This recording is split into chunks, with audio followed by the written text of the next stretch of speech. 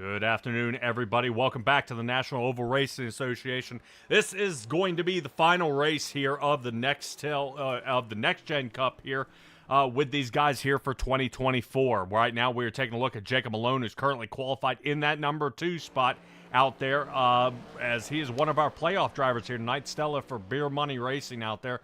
We still looking at him being solo out there? Yes, we are. For some reason, his team owner, Joey Stats, is not in the team grouping. That's a bummer. Well, a couple of drivers are going to be pretty happy about that, as they are. Jacob Malone will be out there fighting this one solo. A couple of drivers out there as well. Let's talk about our playoff drivers. Speaking of which, Ryan Bird currently sitting on the pole right up top. So fast time for him here tonight. Let's see if he's able to continue. All drivers in blue will be our playoff drivers. Ryan Bird sitting on the top of the chart. Jacob Malone sitting third. I'm waiting to see where Vincent Arthur is going to end up being, as he may be our third driver, as he is right now getting through that lap. Not a very fast time here. I don't know if he's got something going on with that race car or what's going on here. Might be trying to take it pretty easy. And Stella, I believe Tom Senchak is our last driver in the playoffs. Can you talk to me about his performance last race?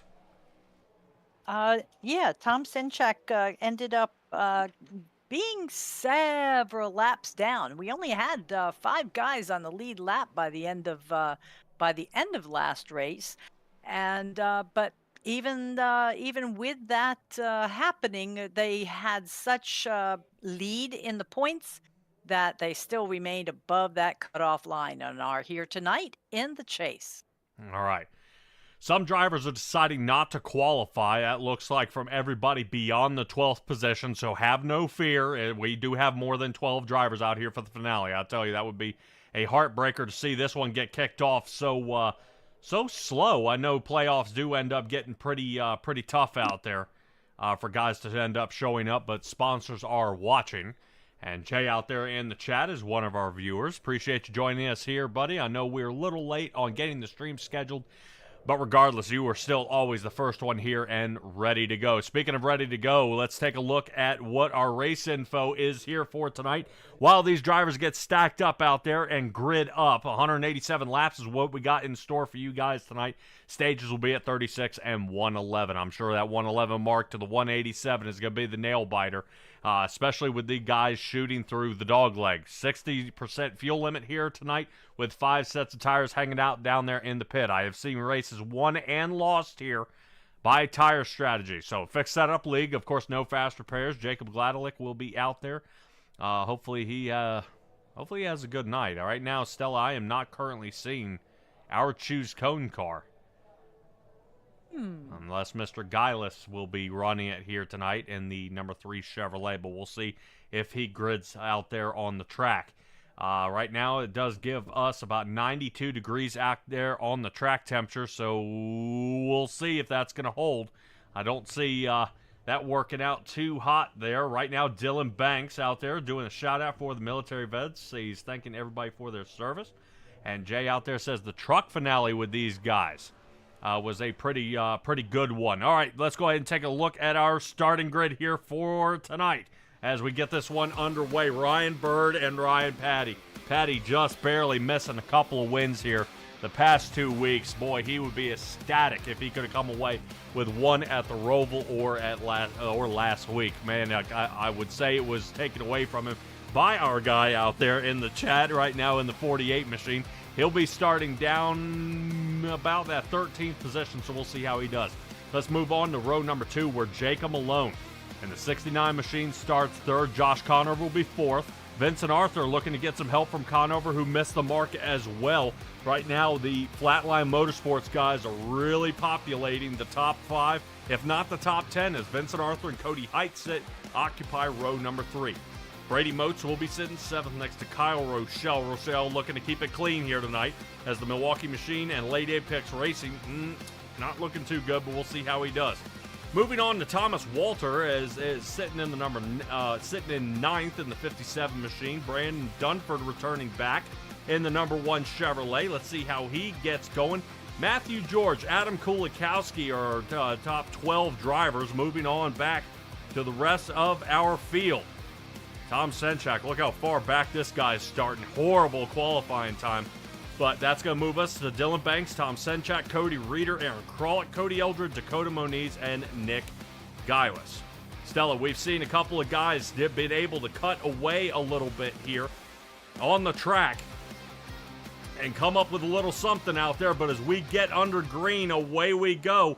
Drivers getting off to a quick start here right out front. Ryan Bird trying to make a quick move here in the 49 Chevrolet as he was able to get a breakaway, leaving Malone and Patty to still fight for that number 2 spot. Vincent Arthur sits fourth. Now he's in the chase. Yeah, boy, they didn't spend any time at all making some good shifts and moves there. All right now we are riding through the dog leg in Vincent Arthur's car. You're going to see where that's going to become a problem here from this angle. Notice down toward the bottom goes Vincent Arthur. Comes back up the track right on the inside here of Ryan Patty. Patty, whoa, right in the screen there. We're going to have some trouble here tonight yep, there it is. There's that caution. I figured we were in the process of getting. Looks like Cody Reeder, Eldred, and Krolick may be involved in this one. Yikes, that's a little too quick for my taste. Yep, a little damage to the right front here of Krolick. Let's peek in on Eldred. Yep, he's folded up on the nose there, and I believe Cody Reeder straight down pit, and wow, does he have a lot of damage. Yes, he does, and in a league where there is no fast repair, that's going to take some time. Yep. Well, as I was getting ready to mention a little bit about pit road here, you see how Cody Reeder's making a slice here toward the inside. I've seen guys been able to pick up somewhere between 8 and 10 seconds, being able to cut much closer to the pit boxes. I'm sure there will be scrutiny of anybody coming below that dotted line that you see there on the outside to get any of that fixed. So, Stella, what do you say we take a look at what caused this caution here and figure out what brings it out on lap number 2? Please. All right. And now we are taking a look here at Aaron Krolick. Whoa, this goes way up front. That's just where Eldred and Krolick get it. My goodness. Now, Cody Reeder was the one who got mangled in this one. And that, we'll see if we can get a better angle from where we are. That was kind of a crummy look. Let's take another peek here. Over top. Oof. A little shove there by Brandon Dunford, and it loosens him up. Boink. Oh, wow. Yeah, that was... I'll probably take a peek farther back here and see what happens. I do want to know what... if this is he coming up off the dog leg? Yes. Okay. Well, notice... Oh, the 57's loose. Oh, no. Yeah, I think a quick little brake check there. Yeah, it wasn't just Matthew George, but Cody Reeder as well. Both of them hit the brake. And this has just shoved Cody Reeder so much harder into the turn. Yeah, Eldred had nowhere to go. Krolick never even saw it coming. Bummer. All right, couple drivers did decide to come down pit. Eldred, Krolick, obviously, they came down. About 50 seconds apiece down there for them as Cody Reeder's still trying to get that car back together for the last 2 minutes. But Stella, nobody coming down to give a quick little top off here. I would say some of them, like Tom Senchak, might be an idea to come down and give a quick little pit, but he has already moved from the 14th spot up to 10th. So I don't know. It seemed like a good idea, but with the way this race goes and the way it'll stretch out almost single file after some time, it may be a better idea to stay out there. Pace truck is in pit road. You see him now currently as they take the long drive around turn number 3 and 4 here so they can get to the Geico restart zone. We'll find it on the wall. There it is. Ryan Bird takes off. We are back under green. Lap number 6 underway here. Bird, Malone, Vincent Arthur, and Ryan Patty.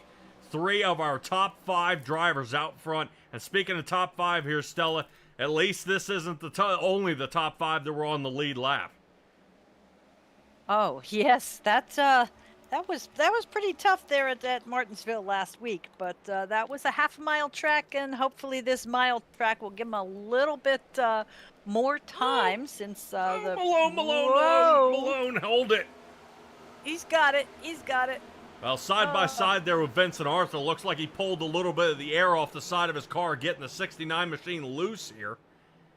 Now Malone goes all the way from battling for the second and third spot all the way down to 18th. Dead last, other than Cody Reeder, who's still currently sitting in pit for the last 3.5 minutes. Yeah, well, unless he has some serious damage, which he did receive last week, I don't count out Mr. Malone yet. No. Too early. Everybody says he's a pretty hot-headed driver, though, especially when he gets to the back. Watch how he shoots underneath Adam Kulikowski here in the DraftKings Toyota. Oh, I see smoke. Here it comes. Who's sideways? Don't come up. That was Josh Conover. Conover really? getting loose. Oh, no. Well, it didn't look like he put any damage on anybody, so no caution flag called on that one. No. Obviously, this track is feeling really slick to these guys, and it's causing tons of trouble. I'm not sure if I already said it once before, but I appreciate you, Kevin Foster, for coming out here and joining us here tonight. And Jay out there is rooting on Cody Height, hoping Height can come up with something here tonight, currently sitting in 8th.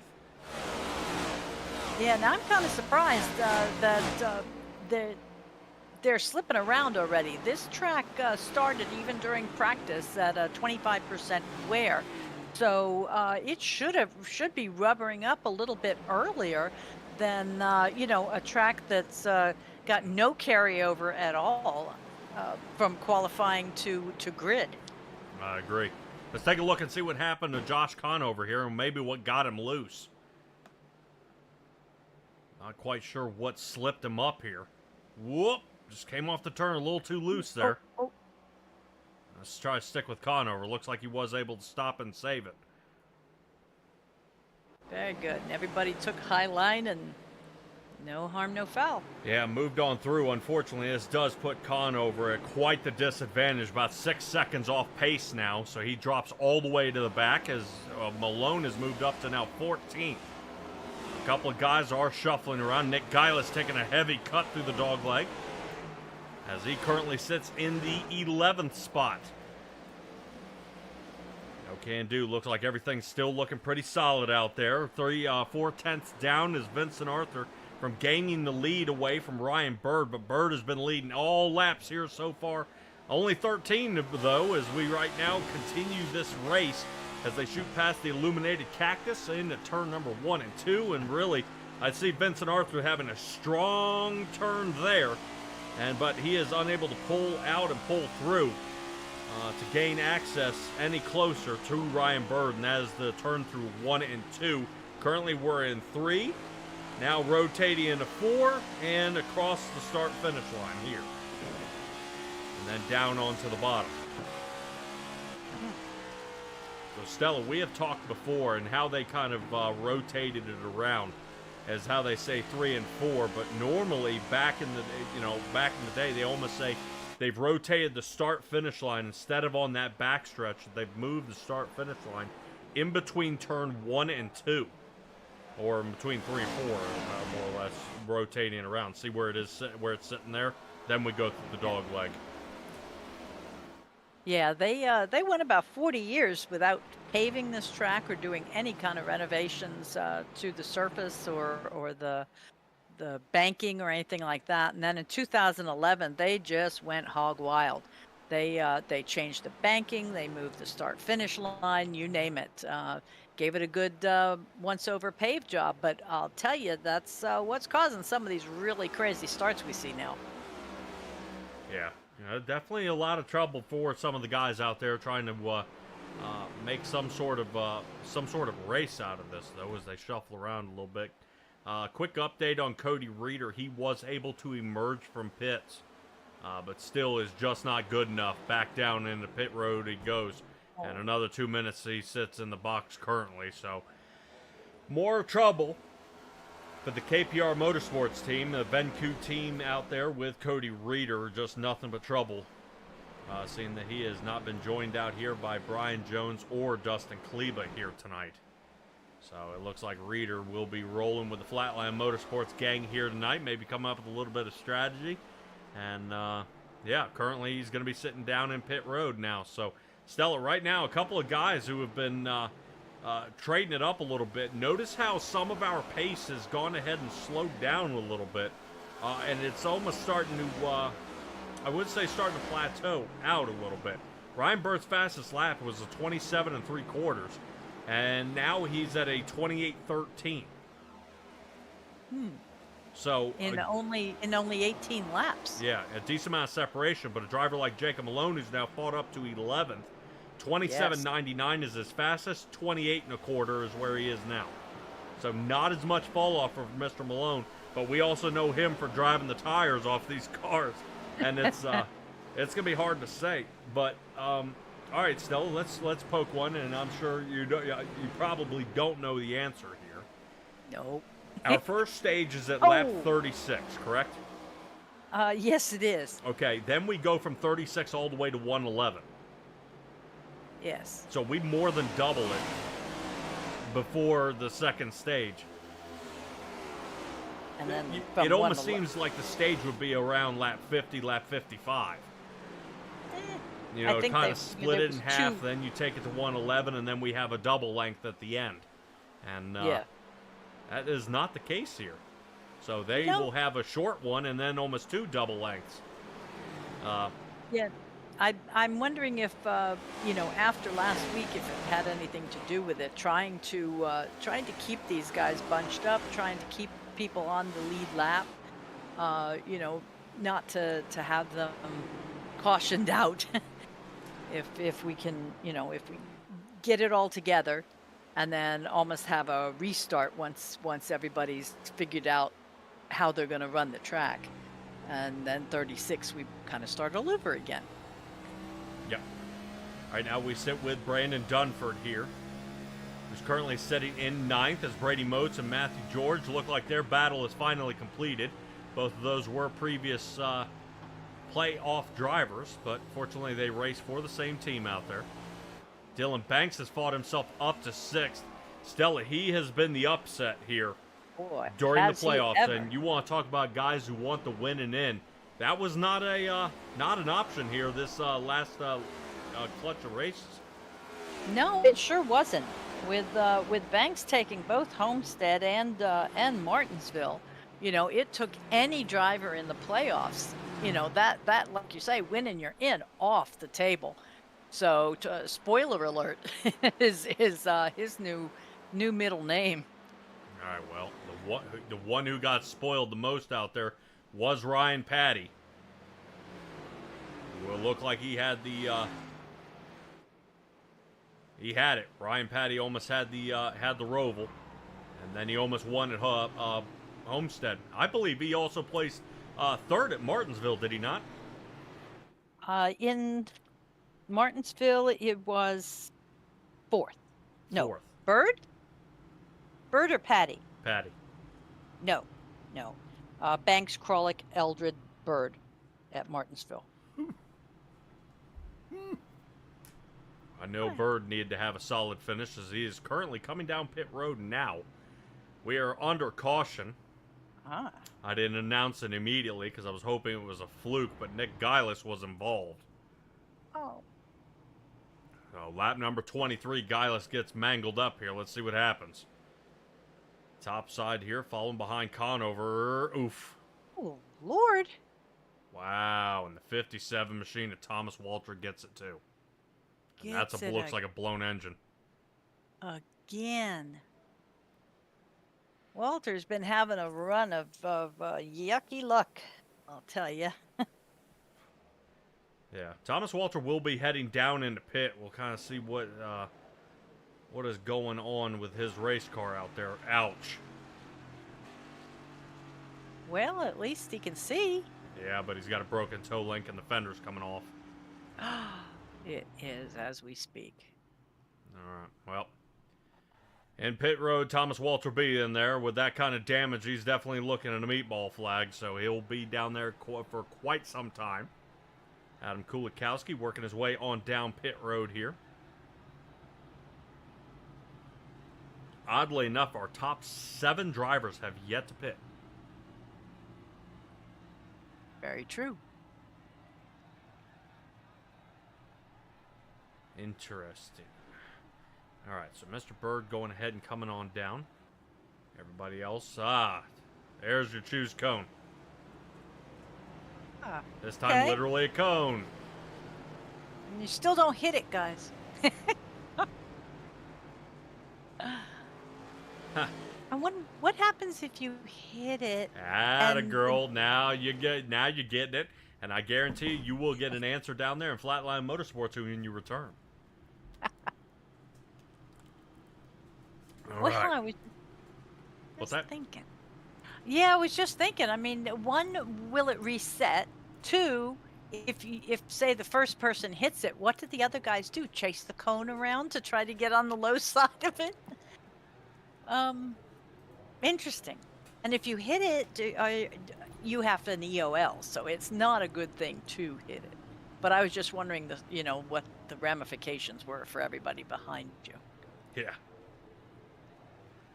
I'm not sure. That'd be a heck of a question to ask. Yeah, well, Nick Eilis is out in the chat. Oh man, letting us know what happened on that caution. It almost looks like he's blaming the next gen, though. Aw.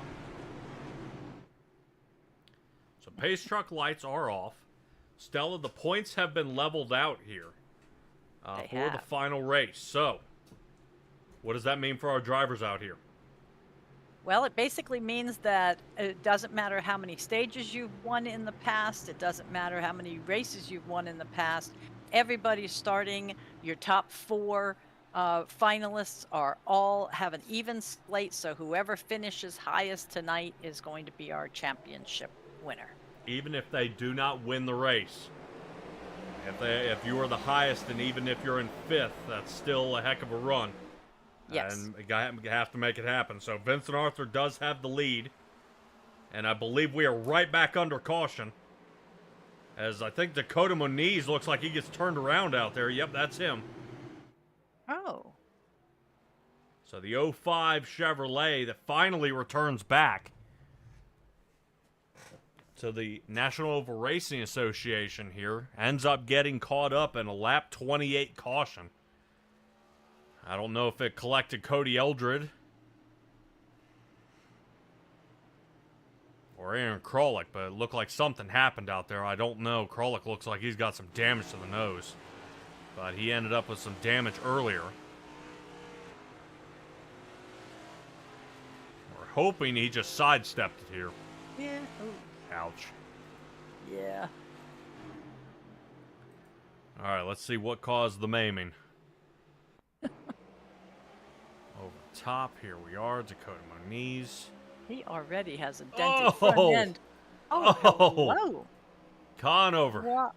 Why? Yeah, Conover, our dirt racer here, might have sent his spotter home for the night.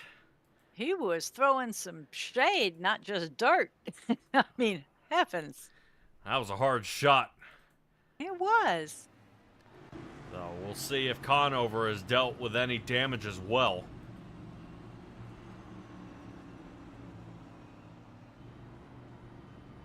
Looks like the side of that car is pretty straight. Looking good. Yeah. So Conover out there running the National Guard paint scheme. Is. With a minor in McDonald's. Yep. And the Appalachia Strong car of Cody Height sitting currently right in front of him. And heading down pit road. Eldred Moniz. Yeah. Let's say, what got Eldred, though? I didn't see anywhere where the 15 gets involved here. But you already see he's got damage to the front nose of it before he even starts. Yeah, that's what I was saying. He's already bashed up before we even, there you go, found the other incident. Yeah, well, he was involved in the lap 2 caution, and I figured he would have tried to fix most of that damage then. I don't know. The front, did he maybe fix the side? Yep, well, there comes the fender down a little bit. I love it when iRacing is able to show us the pit crews out there trying to hammer on the hood and pull That the would be bumpers out. adorable. That would be very cool.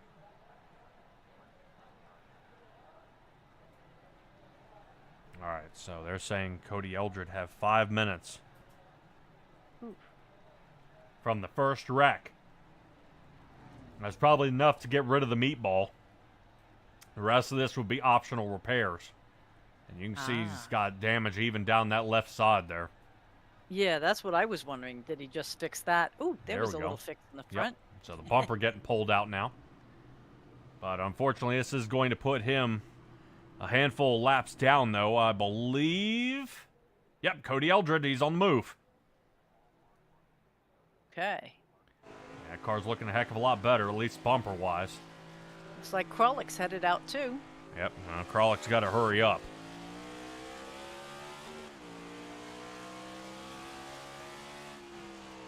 I know, if I were to tell you that Aaron Krolick and Cody Eldred have pit more times than the top 14 drivers ahead of him, I would believe it. But we still have, 7 guys that haven't come down the pits at all. Yep. So it looks like they're going to wait until that stage break if they can. Yep, Dakota Moniz visiting at least twice. There's going to be a quick little shootout here. You don't have to worry about any sort of stage wins here as we continue this roll. Look who's sending it on through. And the Bucky's machine has returned. Yes, but he is right near Kyle Rochelle. And he can sometimes, yeah. Remember, Malone's on those old tires. He is. He's having to make a little bit of room. Brandon Dunford does give him some room there. Moat's diving way down. That's exactly what you expect to see. And let's move up here to our previous leader of Ryan Bird, who led most of this race until his pit stop that happened back on lap 24. The Orchid Moon machine working up now. Way back. Yeah, currently now up to 5th. But Dylan Banks and Tom Senchak, who've gained 10 positions here tonight in their Chevrolets, are currently sitting 3rd and 4th. Ryan Patty's our 2nd place. Vincent Arthur sits in that number 1 spot, which it'll look like he'll be coming away with a stage win here out front. So Ryan Patty can kind of take it away from him here. Right now, that Geico machine is steadily putting on more and more pressure out there, and it looked like Ryan Patty went ahead and backed it on off. And looking there's to our see. stage car at lap 36. Yep. So I was looking to see if Dylan Banks was able to overcome Ryan Patty there, but it looked like Banks is going to have to settle for a 3rd place finish on that. Tom Senchak 4th. Ryan Bird is in 5th. Okay. Alrighty. Well, it looks like Jay's pretty excited about what's happening out there to Cody Eldred's car. Apparently applying a bunch of 100-mile-an-hour duct tape. Some big old sheets of it. We ought to tell Jay we're in 2024. It's all Flex Seal now. Oh, gosh.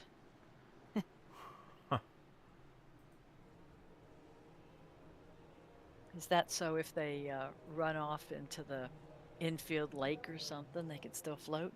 Ah, which infield lake are we running into? Maybe the one in Daytona? There you go. Alrighty, so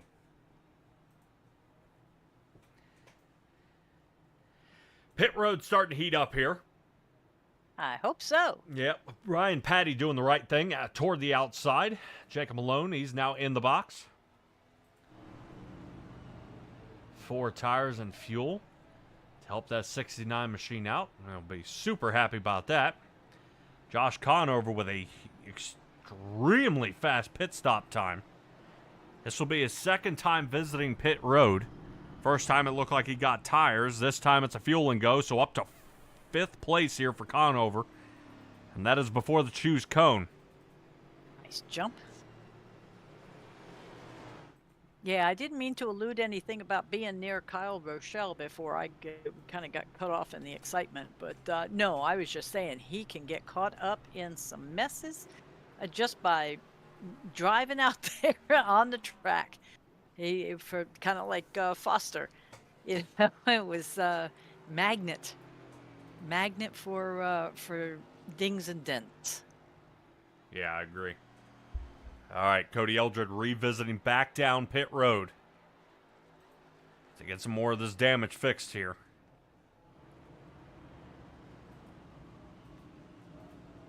And here's the choose cone.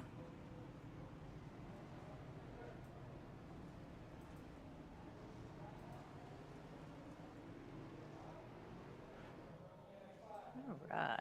Yep, oddly enough, Vincent I think they Arthur do will be better. almost dead last here. He's sitting currently down in 14th. Ooh, did he? No, I would think did he speed in, but Nope. no, he just had a normal 14-second pit stop. Yep. Hmm.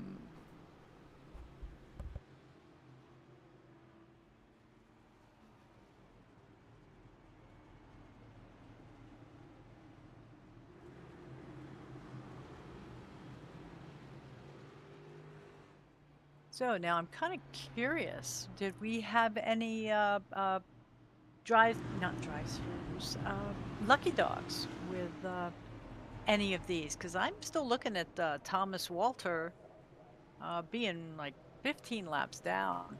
That's rough.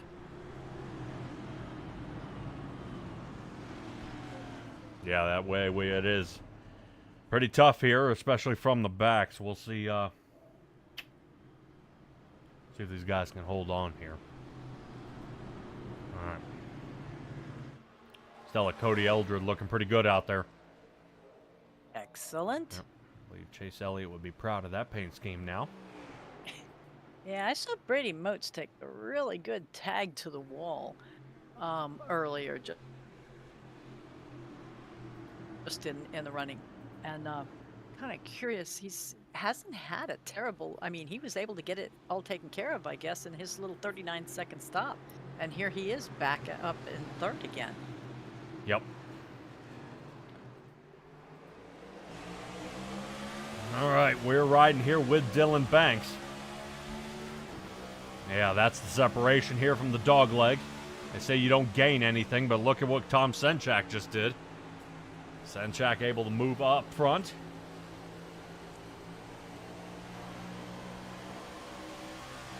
Boy, yeah, this is a lap around Phoenix here. Hard places to move. Look even all the way to the left side of your screen. That's Tom Senchak there in the mirror. In the rearview mirror, Yep. yes. And you see where Dylan Banks pops off. And where's Senchak? See the dead area? And that is why you need your spotter. Oh my goodness. Yep. Well, they're catching up on Dakota Moniz here. Moniz did pit on lap 30. Yeah, that is one thing you can say about he is not afraid to squeeze in and you know make a hole, make it wide, drive through. I'm referring to Jacob Malone. Yeah. Now that is Malone currently sitting behind him. He's going to see if he can get Moniz to pinch him and get him caught in there. So Moniz and Kyle Rochelle looks like they're boxing in Malone, and Malone sends him. He says no. Now Malone didn't like the way that Dakota Moniz had brake checked him there. I just think we couldn't even break that early. That's all. My bad. Yeah, currently listening to Malone here. Is complaining and apologizing about sending him through that turn. And that's what he was saying earlier. He said, man, I didn't think you were going to brake that hard that early. So you can't blame him. I mean, that's almost the way it seemed. It looked like Moniz may have backed up that turn, and then Malone was still thinking about going about another 60 feet and pushing through to get through that turn. But it looks like Malone's going to try to send it 3 wide here, though. Oh, man. Quick squeeze. Not this time. Yep. Bird regains the lead, though. Brady Motes sitting second. Josh Conover, the third-place driver. Moving on to Ryan Patty, who's holding on to 4th, and our Appalachia Strong 84 Chevrolet sitting in 5th. Moving, we flip those numbers backwards and find the 48 Chevrolet here of Dylan Banks sitting 6th. Kyle Rochelle is 7th. Vincent Arthur is battling along with Jacob Malone for the 8th and 9th positions, and Tom Senchak is rounding out our top 10. Not bad here by all of our drivers out there. Currently, I am seeing that all 4 of our playoff drivers are at least in the top 10 here.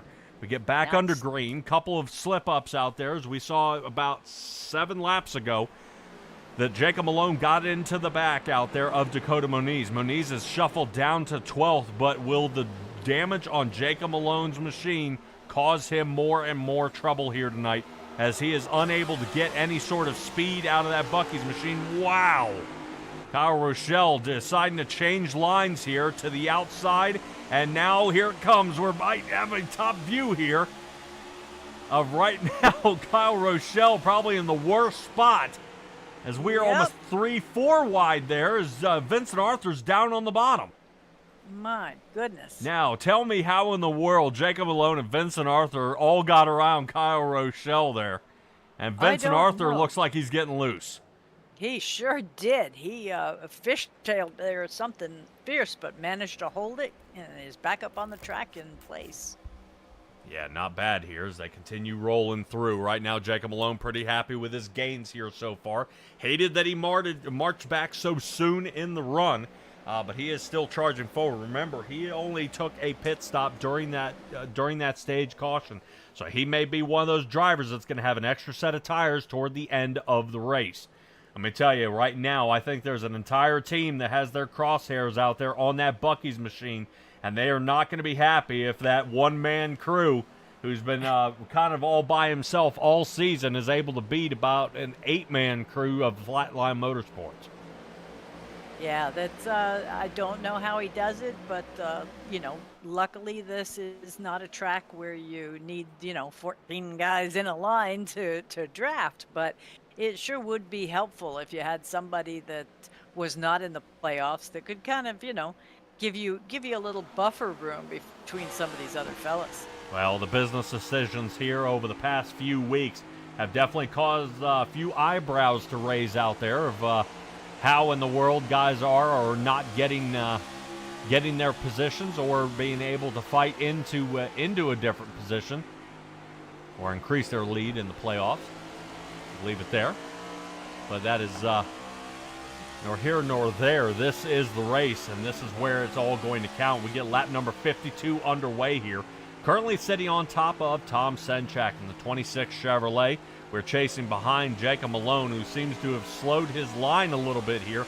I'm wondering if somebody's starting to scream into his ear and melt that headset down, telling him he's got to take care of those tires. He's got a long run on this one, seeing that we have no caution here for quite some time. As we get back under green, since the stage, we have continued the roll. Remember, stage was at 36, back under green at 41. So we're going over 12 laps here under green. And with only a couple follies out there on the track, the tires are going to matter. They're starting to really start circling the issue here. But still, notice how Jacob Malone, Senchak, and Vincent Arthur 7th, 8th, and 9th. And yet Ryan Bird leads this race. He does. And he led the race when he won, but didn't stop long enough on an off-track penalty, and ended up being replaced or DQ'd under that race. So I think he may have something to prove here. He wants to get back up there and make a good show of this. Yeah, I knew after the Charlotte Roval, I think he was ready to wipe himself with the rule book. He was not real happy with what happened out there. Lost multiple positions and a boatload of time, but did not come to a complete stop, and that was the key. All right, let's rotate back to our third place, where Ryan Patty and Josh Conover are going at it. Right now, Ryan Bird enjoying about a 1.7 second lead out front. So he's got a nice, comfortable lead over top of Brady Moats there. Thought my radio had a glitch, but it was you. Yeah. Sorry. All right, take a look. Jacob Malone here to the inside of Cody Height. And I don't know if you remember, but these two were they're Nope. building a lot of history together. Ah. So Malone going ahead and slinging on by. Remember, Height only came down on lap 24. He did. And that was for 4 tires of fuel. So if you're talking about somebody on old tires, I'd now be the 84 Chevrolet out there. Senchak almost getting in the back of Malone there. Yeah, almost no different than Bird and Moats. They have only come down on lap 24 also, and they're out front. Yeah, well, it's apparently something's working. Ryan Bird's got this down almost to a science here. This one may be his to lose. But depending on pit strategies, a lot of things can change. And we've seen a lot of races get taken away, especially at the very end. So Malone's still sending it in there. Dylan Banks is currently sitting in 5th. Whoa, looseness there by Brady Moats. Yeah, we're Starting already to skim the wall again. Yep, well, he got loose right getting to the start-finish line there. And Ryan Patty goes ahead, backs it on out, moves back to the inside, gets around him, and now, Moats into the wall again. Yeah. Well, that's the exact same spot. He is having a heck of a time right now. That race car seems to have tightened up on him here. And just won't pull through the turn. Watch, right here. As these guys go up and almost scrub the side of the wall here. Yeah, that's close.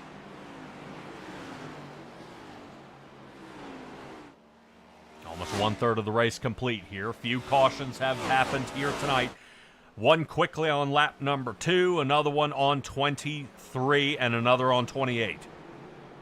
You know, Ryan Bird, now that I'm thinking about it, once he made the playoffs, he might be one of those drivers that said, hey, I'm going to start practicing Phoenix now and get a whole lot of extra time on so that if I make it to the end, I've got a leg up on everybody else who takes it. Ooh, Brady.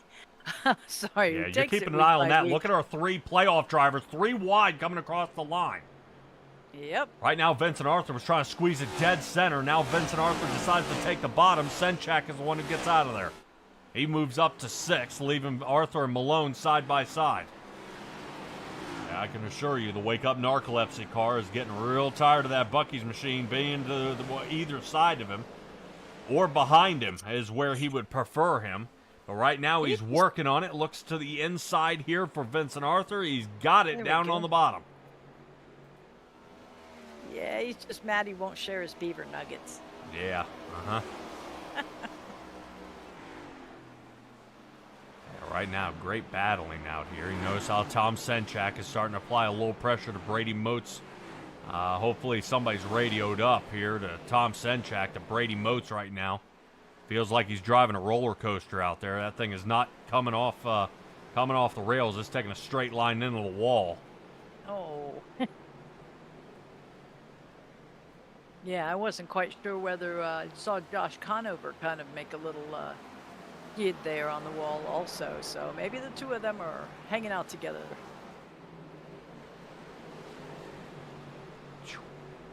There's a slide to the side, and talk about shuffling around. Remember, Tom Senchak originally was able to get out of there.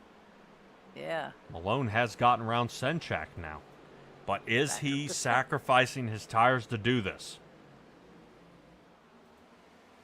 Wow, hard bump there. Yeah. Yeah, I'm not terribly sure whether I'd want to take that hit on that, on that apron. See, because now he's lost so much speed with all, like you say, all that bump and all that change of direction with the incline. That he's lost the spot to Senchak. Jay says no share the nuggies. Yeah. Not bad. Right now we are seeing Malone here. It's under fire yet again, and there's Moats. Uh-oh. Yep. Well, this time he comes off the rails. Around he goes. We'll bring out a caution, our fourth one Unscheduled. unplanned for tonight. There you go. I was working on it.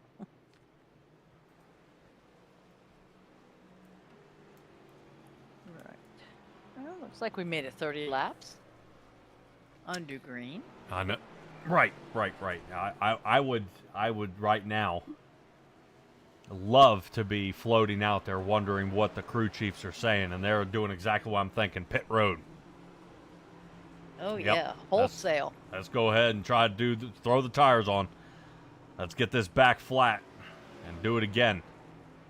Really? At this point, the only people that are holding out are Brady Moats, Adam Kulikowski, Aaron Krolick, and Thomas Walter. Yep, I was going to say, don't forget Thomas Walter out there. Currently, he is Did trying to not. get some of his laps back here. Yeah, we would have to have a really rough night for him to get back on the lead lap. I believe he's 15 down right now. Yep. Let's not wish that. No, of course not.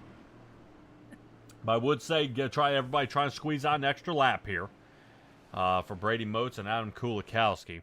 And these guys are going to just try to squeeze one extra lap out here and see if it pays off. But you want to talk about fast off pit road, Ryan Patty. Nicely done. Yeah, boy, this guy had an ace up his sleeve. Heck of a time to pull it out now. Not bad. Pit lane time, he was able to cut about 2 seconds off his lane time. Oh, not his pit box time, his lane time. His lane time. So. Now, did he stay on the right-hand side like he's supposed to? Not bad. So you are listening. I try, I really do. You I are listen, listening. it's just the fact, do I remember? Yeah. Well, Mr. Ryan Patty entering into the pits here. We'll double check and take a look.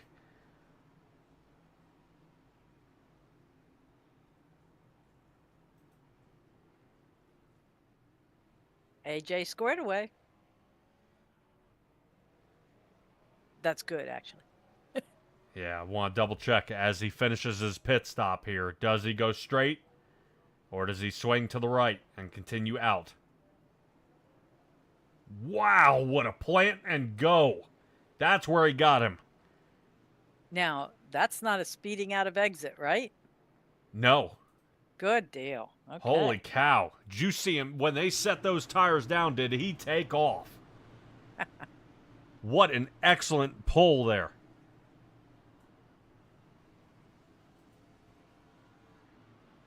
There we go. Go, Mr. Walter. Yeah, that was amazing. I would love to talk to Ryan Patty, but he does not hang out with us here during the races. What a run there. Now, due to choose cone, Josh Conover moved up, I think, a good 2-3 places because everybody took inside line. He was the first one to take outside and made a huge jump there. Yep. Might as well. If he can nail this restart, he should be all right. So Ryan Patty and Josh Conover will be side by side. Ryan Bird and Jacob Malone will now be side by side. Vincent Arthur drops all the way back down to 8th. I say that, but it's about where him and Tom Senchak were earlier. All right, we're getting ready to enter the Geico restart zone, and we're waiting on Patty, and wow, man, let's have a good set of match tires on that machine. Away he goes. But notice how Jacob Malone, who started right behind Ryan Patty, is falling down to 5th. Conover getting loose here. Conover on the outside and is out of shape. Oh. Yeah, just unable to hold on to it. Conover just trying to hold on to a 10th. Yeah, well, Malone just took a piece of wall, too. Yeah, well, we are caught on the outside line. And unable to squeeze on by. Remember, Malone is still fighting a little bit of that right front damage. Well, he's got a little more now. Yep. Now it's definitely going to start dragging him up the track. Stella, we're noticing people out there are faster and faster and faster in the front and in that number 1 spot. Right now, Ryan Patty is going to be looking to make a difference here and get out front. Get that clean air, start putting the distance on the guys before these tires start wearing in. So we've said it more than once here. Toyota leading this race, Chevrolet sitting second, and Jacob Malone's Ford sitting in third. Right now we got at least one manufacturer in podium positions there. So interesting idea of how guys can do it. Stella, do we know which manufacturer actually has the top hand here most of the time at Phoenix? Oh, it's always Chevy. Okay. Sorry. Okay, I just want to make sure. So, the 2 Ryans up front, sitting 1 and 2, right now nailing down some of his fastest times of a 27.74. Is going to go to Ryan Bird out there. All right.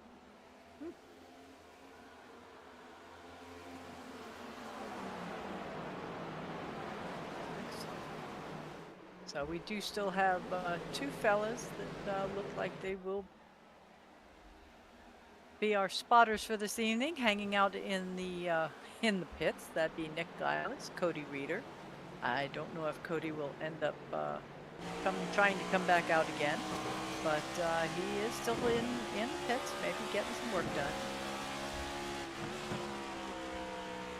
Yep. I think everybody's kind of figured this track out now. Is definitely started to rubber up pretty decent here. Doesn't seem everybody's having too much of an issue out there on the track. Track still remains at 92 degrees. As right now we're looking off the back here of Dylan Banks. Tom Centrak trying to get around him. Yeah, definitely don't go high because that wall keeps sucking him in. Yep. Looking at right now, that is Centrak sticking his left front fender out there. Trying to see if he can get around Banks. Ooh, the 48 slips. That's what Centrak needed. Around he goes, down the outside.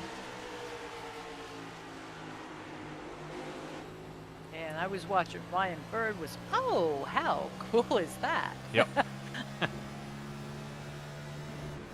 Watching Ryan Bird taking a shot there, but he's gone ahead and replaced himself back into second. Yeah, at least trying to keep him close. You don't want him running away with this one. That was what Bird was doing earlier. Yeah, he was like a second and a half. Right now, Bird's only trailing by a quarter of a second, so that's possibly doable. One bad turn on Patty's, part, and all kinds of things change. But that goes for everybody in the whole field. These guys are very, very good at what they do. The skill level is up there, and all it takes is one slip, and you can get past. As I like to say, quick, fast, and in a hurry. Alrighty. Yep, and I've been kind of keeping tabs out there here with the National Oval Racing Association and trying to see what developments are out there for the 2025 season. So I'm interested to see how all that is going to play out. I know there are a couple of guys kicking the ball around out there trying to figure out, where that's going to lean. Stella, do you have any information out there of things that might possibly be going on out there? I do not. Somebody would love it if they tell me.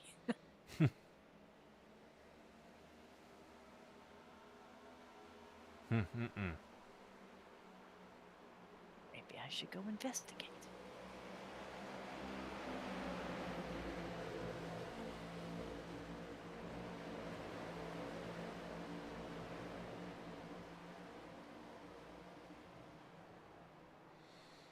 I'll definitely be toying with a few different options out there of how that's going to come about out there. If I'm not mistaken, I believe the 2024 Ironman Award goes to Jacob Gladelick. Okay. Now, I know in the coming season they're going to have a retro Gen 4 NASCAR series with NORA. Could that be what you are referring to? Unknown. I didn't know if you knew what I knew. Oh? Never.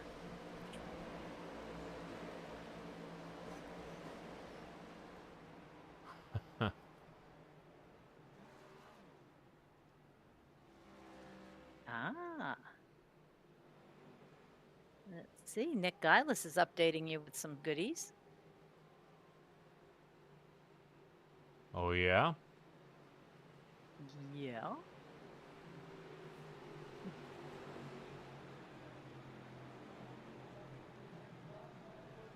Oh, wow. So Nightmare is See? changing to Toyos.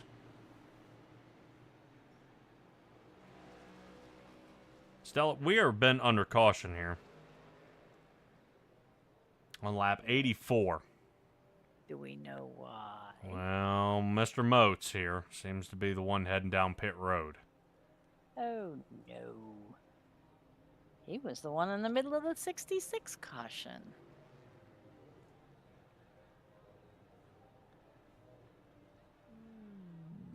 Yuck.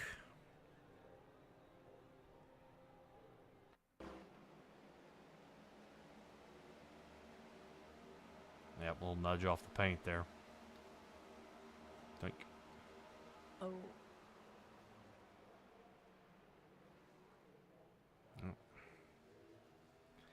Well, there's one for you, Stella. How in the world does that bring out a caution?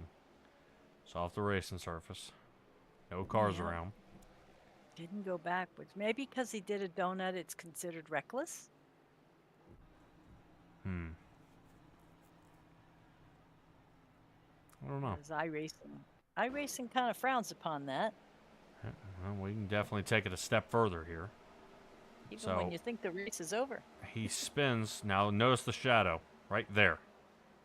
See him sliding backwards? Yeah. Barney's already flying the caution flag. See it right there at the bottom of the Phoenix Raceway? Yes. Watch. There. Ah. You darn. On you. That's... It's sticking in my eye. Yeah, that was a good spot there. But take a look at our 4 championship chase cars are in 2, 3, 4, 5. I mean, talk about keeping it tight. Staying in contention. Yeah, Ryan Patty almost forgot to choose cone. Did he really? Yep. He was all the way at the top of the track and had to swing all the way back down because he almost missed it. Oh. Well, wouldn't he just be on the outside if he was at the top of the track? Maybe.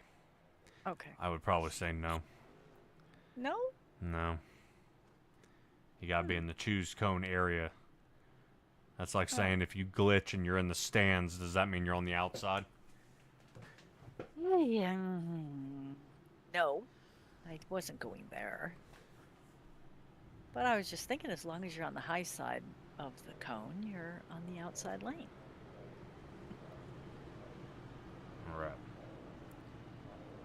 People out there rooting on their fellow teammates. All right.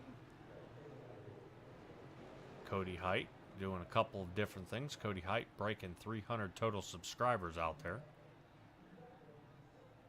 Oh, Cody Height on YouTube? Yep. Yeah. Not bad. Joey Stats and Jake Christenberry wishing all our drivers good luck out there. Yeah, he has a Facebook page under Cody Height on YouTube. Yep. And Nightmare Motorsports, consisting of a few drivers here so far. Brandon Dunford, Cody Eldred, and Nick Gillis himself. We'll see who decides to take charge of that team. Okay. We'll see how it goes. One Toyota in the lead. Jacob Malone will be starting to the outside, and then a Chevrolet's all the way back to 14th. Oh, wow. Yep, you got it. Skipped a, yeah. Who's that? Matthew George? I think missed a gear and held up that inside lane from there back. Well, that'll definitely help the guys on the outside who seem to be at a disadvantage, especially on these restarts. So Bird is running out of time to see if he can sling himself back into the lead, where he's been most of this night.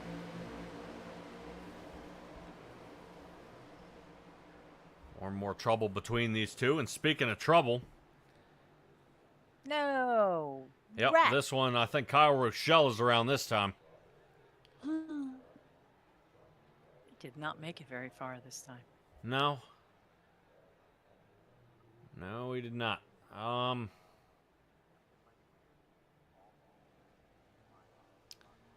right, Stella, I would say What would you say?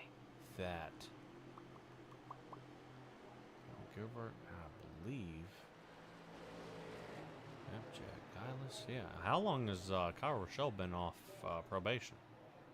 He's been off for a little while, hasn't he? I believe. Okay, I just want to make sure. Okay, yeah, it's been a right while. Yeah, he's not on probation. Okay, yeah, he was back on probation back when we were at Talladega. Ah. And then the Charlotte Roval, he finished up. Sounds He about was right. off probation at the end of the Roval. Yeah, most of the fellas that are on probation are not here tonight. Bummer, dude.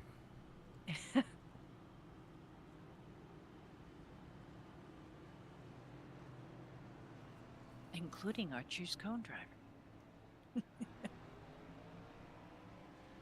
I Holy always cow, find that Stella, amusing. you get parked for having an amount of caused cautions? Oh, by all means. Bro. Yeah. Yeah, actually some fellas manage to coordinate themselves good enough that when they know they're going to miss a race and they're right on the borderline, they will go ahead and finish their caused cautions and be suspended for the race that they normally will be taking off anyway, so that when they come back, if they have a cause, it kind of clears the board. When they come back, they have a free a free pass How about that? for, they're back to zero again. So Kyle Rochelle looks like he might have come across the nose of Dakota Moniz there, and Cody Eldred once again Just has a gotten tad. involved as well. Doesn't look like the damage has affected his car at all. So these drivers are all going to stack up and get ready to go again. Stella, if I am not mistaken, is the 19 Chevrolet retired for the night? He is not moving in any way, shape, or form. All right. And I have our first driver who is taking it All back good to the anything. garage and loading it up in the race trailer.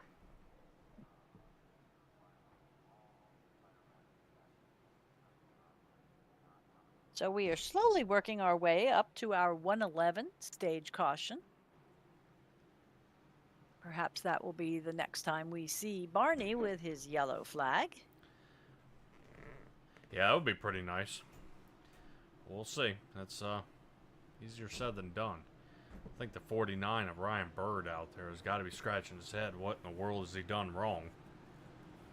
He was out there leading the race, and then all of a sudden now we're trying to play chase.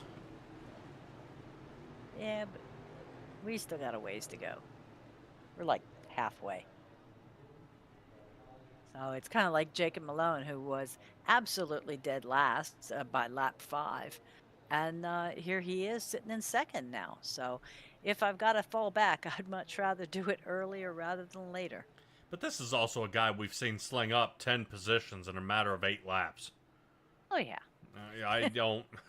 Him slowly crawling up doesn't surprise me. You know, Vincent Arthur's done the same thing, and he's had some terrible pit stops here. The past couple of times in, he seems to keep getting knocked down around the 8th to 10th area. And here he is tumbling around about 4th. Notice the gap here, though. Vincent Yes, Arthur's slacking off a little bit. they were kind of tightening up there for a minute, but yeah, Vincent Arthur's got quite a space, and there we go. Dylan Banks pulling up. Yeah, well, what ends up happening is that causes an accordion, and it does all the way back to Brandon Dunford. Look at the gap he's got to make up now. Oh yeah. Boy, he's going to hate that. All right, well, he makes a little bit of an adjustment there. There's Malone squeezing down there on Ryan Bird to keep Bird from rotating to the top. Oh. Bird gets loose, and Malone and Vincent Arthur sneak on by. They do, but Vincent Arthur takes a little piece of the wall with him, and there's Bird stuck in the middle. Oh my goodness, between Dylan Banks and Tom Senchak. That's scary enough. Yeah, Banks there working it on the 48 Chevrolet. Oof! Ooh. Boy, did you see him turn, and that car just like, it's like he hit a piece of chewing gum there. So it looked like that left front tire got stuck and then started slinging him up the track. That was weird. It did. Yeah, I didn't know. It looked odd. It wasn't your normal back end, swinging out. It was a front end that took off. Now checking in on our All right. number 3 Nick Chevrolet. Yep. So is he headed back out onto the track? Not currently. Oh. We're now crossing about that 49-minute mark. Okay. Ugh. But he's got the engine put in at least, so now it's just a body work. Check out this side-by-side action here. That is Cody Height and Josh Conover going at it. That's like Siamese twins, kind of, tight there. Well, it's two teammates. I hope somebody's working this one out. All right. Hey. Check it out there in the chat. Brady thanking us for the broadcast here this season. Boy, look at just flossing that one, Aaron Krolick. Krolick just missing the playoffs as well.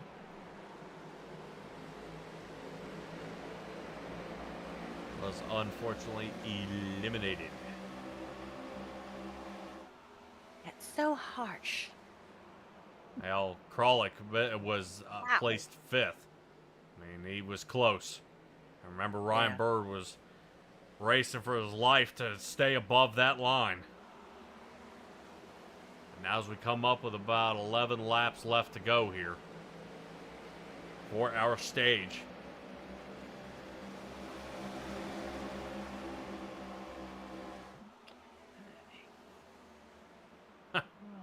Matthew George back out there after having that wild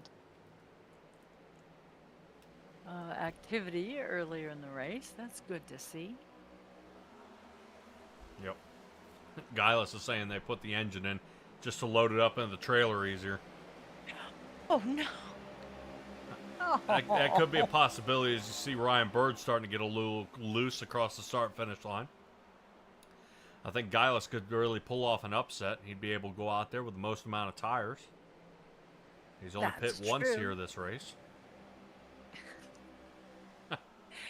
You're brutal. Oh, my goodness. That's all right. I've been on the steering wheel side of this and had a broadcaster hang me up pretty bad.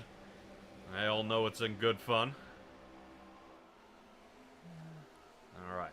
Stella. We're getting some space out there right now between Ryan Patty and Jacob Malone. I mean, there's almost a second there, and then another half a second between Malone and Vincent Arthur.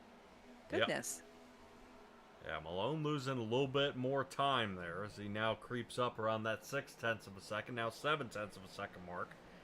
And already our 1, 2, 3 are separated by that 1 second here. They are currently getting lap 103 completed here. As they start 104.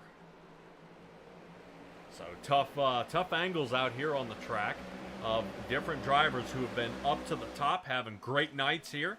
Tom Senchak up 9, Aaron Krolick up 9. These guys are sitting currently 5th and 7th. And we got some guys in, well, not so good nights that are still out there rotating on the track. Josh Conovers drops down 7, sitting in the 11th spot. Thomas Walter as well dropped down 7. He had a top 10 start. Currently sitting in 16th. I mean, heck, even Brady Motes, he started in 7th. And then finished 17th now as he's taking it back to the garage. Yeah. Which is a real bummer out there for the 19 Chevrolet. We'll decide to see what happens when it comes to teams next year, if they're going to break it up. Possibly given a max amount limit out there. Yeah, we have had a league before that says you can have teams, but it's like 4 max or 6 max, and it makes a difference rather than having a bunch of little itty bitty ones and then one great big one. You know, Yeah. It's like you're always out there trying to beat the whale. Well, I would say as people, yes, but during the race, it's starting to clump up with 7, 8 people in there. Everybody's on the same schedule. You know what I mean? I would say lock it down to only 4 per race. Okay. Well, we also had a Sunday league there that everybody was racing against 13 admins kind of thing, and that was interesting. The house always wins. Oh, definitely. But it doesn't keep them from going to Vegas. Yeah. Or Dayton. Or Daytona. Yep. Yes. All right, Stella, we are still under green. I'm enjoying this this long run here, and I think Ryan Patty is as well. Yes. Remember, during our run here, that's where to finish. Jacob Malone's got it. You are right. I wasn't even thinking all the way to the end yet, because he would be our highest placing. But oddly enough, Finalist. our playoff drivers are sitting 2, 3, 4, and 5. Yes. Now, I do have a question. Vincent Arthur won the first stage. Does that come into play when the final, I was hoping you weren't going to ask that. My answer Okay. would be no. It's on the final stage finish. Okay. Okay, I won't ask that again. Yeah, it's not going to be the best overall race. It's going to be the best finish of the race. Okay. Good. All right. Then I don't have to sit and try to calculate it. Yep, one more lap to go. You see Jacob Malone going in and passing our illuminated cactus out there. It's still green, and now There we turns yellow. As we are finally coming down to our slowdown here at the stage 111 caution. Awesome job here as we've been sitting on top of Vincent Arthur's machine. He would love to come up with some sort of an answer out there for the rest of the drivers. Stella, if I'm not mistaken, out there, I believe that Vincent Arthur was found to be the favorite to win here tonight. Oh, really? And Vincent Arthur, I do not believe, has led a lap here tonight. Well, he won stage 1. I lied. Yes, you did. So Vincent Arthur has led at least 1 lap. Very funny. Very funny. Um, Wow. It's okay. We forgive you. Yeah. You're having a rough day. Now, definitely a bad time to have a rough day, especially when we are bringing everybody out there here at Simtrax Broadcasting, the 2024 season finale here with the National Oval Racing Association Cup Series. Pit stops are Phoenix. underway. And everybody's coming down. Yeah, Phoenix. Phoenix, of course. Except for Thomas Walter. Go, He Patty, seems go. to be We got it. hanging- Holy cow. Did you see where Kyle Rochelle got out of pit? Did you see that Bird almost like didn't get out of pit? Wow. No way. Oh no. Well, oh, that's gonna give him a challenge for the second half of the race. Oh, man. So Jacob Malone was speeding. Don't know if it in or out. I'm assuming on the out because he had a nice 14.85 second pit stop. And if he had sped on the way in, they would have tacked it on right then, correct? Should have, yes. Yeah, okay. Oof. Now, does this mean that he just goes down and waits and comes back out, or does he have to do that on green flag? I'm not sure. With this Okay. being a tricky race here, I'm not 100% sure what happens here. Okay. Yeesh.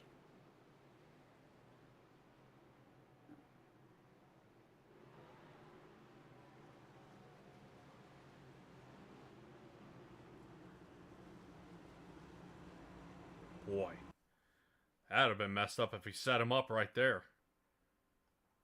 Watch how he speeds up right at the line.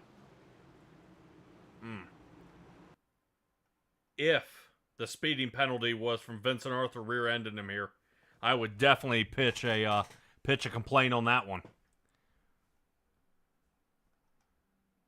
Let's see. It Right was here. on the in. Nope. Oh.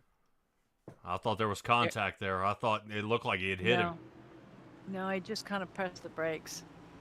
But that's amazing that they're all perfectly synchronized there, but he's the one that got it on the way in.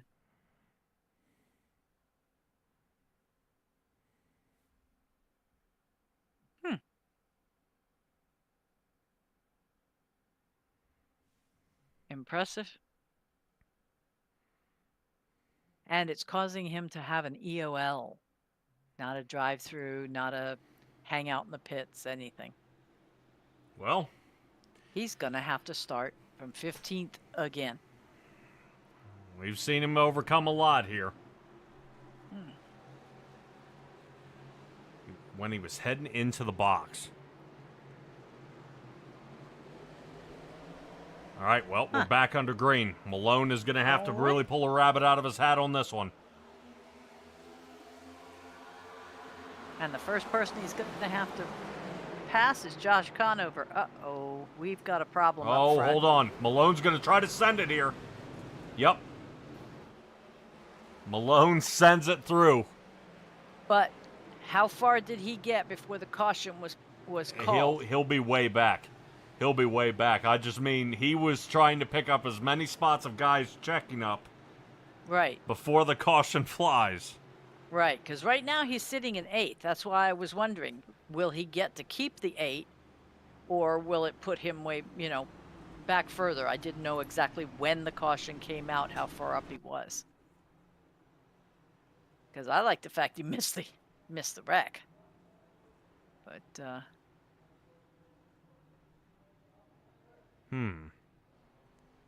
Says when he's entering the pit box, huh?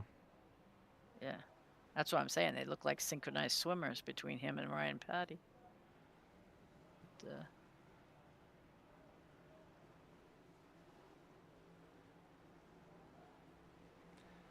all right, well, we'll stay off that one, and let's move back to Brandon Dunford, who apparently seems to be the cause of our 116 caution here. Let's take a look. I don't think he's the problem. Notice the 49 and Tom Senchak up front. Rochelle hard on the brakes. Dunford in the back of him. Bird just trying to keep it straight.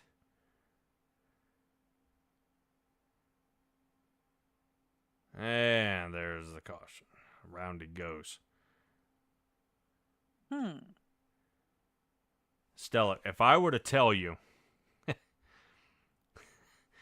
I won't believe it. The driving right here, the caution comes out when Dunford gets turned, when he's around. So when Malone is shooting through here, notice how everybody is. We are still not under caution. We are not under caution. We are not under caution. He's still sending it. And he actually picks up all these positions. That is what I was asking. Yep, Because right I here didn't is the think caution. Yep, Oh I didn't think it my had come out gosh. yet. So Oh he my is in gosh. 8th already. That blows my mind right now. How? That is a lucky horseshoe in a very uncomfortable place. How? Well done. Well done. All right. So he picks up 7 positions in a matter of a lap. Yes. And now currently sitting 8th. Vincent Arthur leads the race. I believe. Don't take my word on it. Patty may have it. I think Vincent Arthur after the choose cone lined up. But Arthur and Senchak are sitting 2 and 3. Bird is all the way down here in 9th. Yes. After the slide. But he decided to come back in on 117 here. I see that. A couple of them did. So did Josh Conover, Kyle Rochelle. Yeah, he might be thinking of fuel strategy here, trying to stretch this out. Malone's sitting 7th. Dude. I don't know about you, Stella. This is getting pretty exciting here in the front. I like it. Yep, so far so good. Drivers will be starting at the end of the longest line. That should be Kyle Rochelle, Adam Kulikowski, Brandon Dunford, and Cody Height. Height with 57 seconds in the box. Still chasing it down here. Thomas Walter.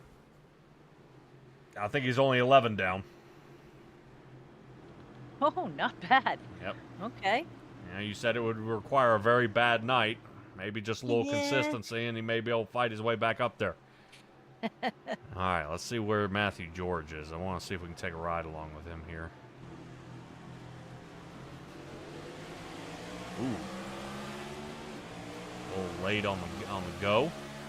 As the driver behind him, who's in the left mirror, is getting ready to take a shot, and there he goes. Good Lord. That was the driver in his left mirror, huh? Yep, Malone from 8th to 5th.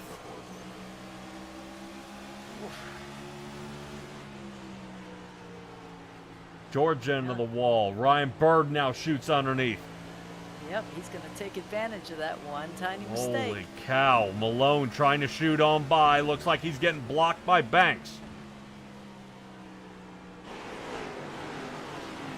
Yeah. Stella, I don't know if you had cued in a little bit before the race, but some guys had been reminiscing a little bit about some of the finishes that Dylan Banks has had here over the past couple of weeks, and I would say if there is not in the locker room. if there is a playoff driver that is trying to get around and is not looking to let him on by. I mean, don't get me wrong, a race is a race. But if things start happening out there, I think Malone has already shown what he will do. Give him Moniz the shove that he got earlier in the race. So Malone's starting to fizzle out here a little bit as he drops down to 6th. Ryan Bird has the top hand there. He moves into the 5th spot. So Malone's Ford sits 6th. Ryan Patty's Toyota still leading the race. Yeah, that was a pretty good move on that one turn for him to duck under like that. Very smooth. Yep. As we take a look at some of our fastest times out there on the track, Ryan Patty now has it with a 27:68. Is his best time out here tonight and best out of anybody in the field. He's the only driver to hit the 27.6s.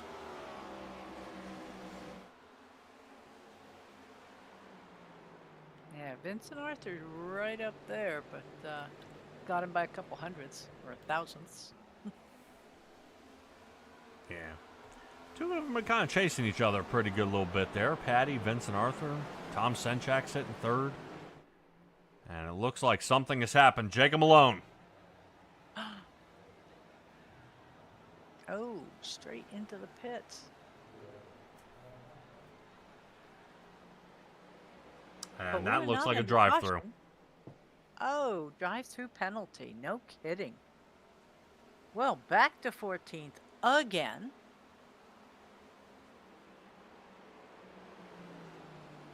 And are those the leaders right behind him? Oh, I believe so.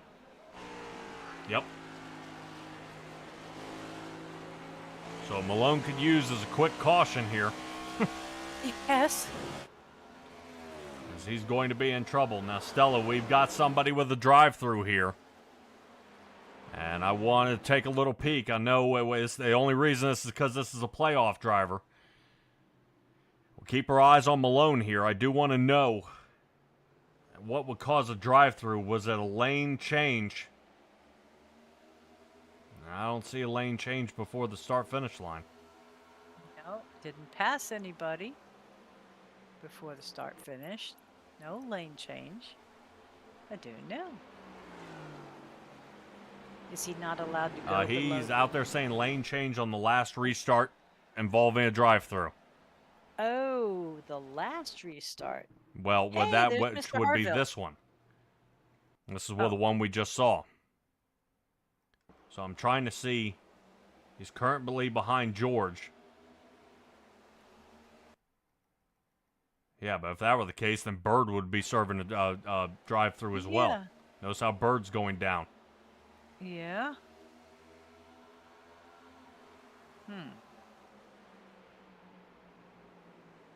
Okay.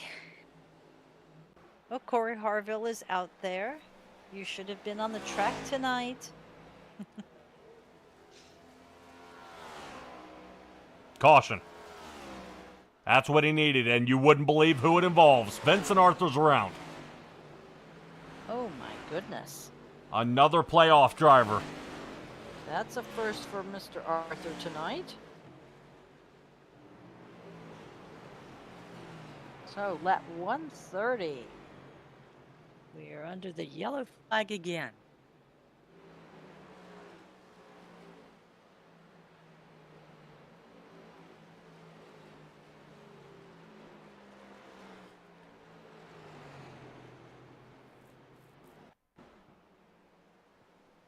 Oh.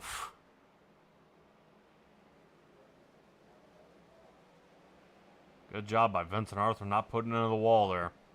Yep. So some flat spotting for the 24 Chevrolet. And everybody is going to take advantage of this yellow flag because they all came down in the teens, and here we are in the 30s. Yeah. I would say, you know, It's starting to become a damned if you do, damned if you don't situation out there for Jacob Malone. Yeah. He is starting to collect a lot of penalties out there.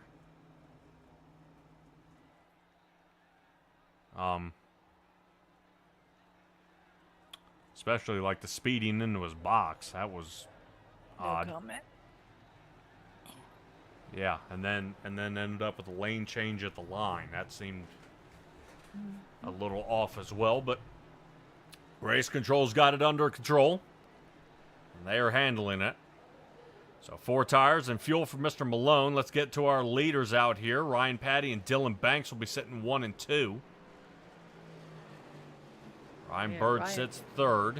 Tom Senchak 4th. Matthew George is 5th. Yeah, Dylan Banks made a heck of a comeback there with, he had a much slower pit stop, but was still able to get out before Ryan Bird did. Or I should say get in front of him. He had a 15-second pit stop. Now, I guess it was another one of those, those tires hit the bottom, he was gone.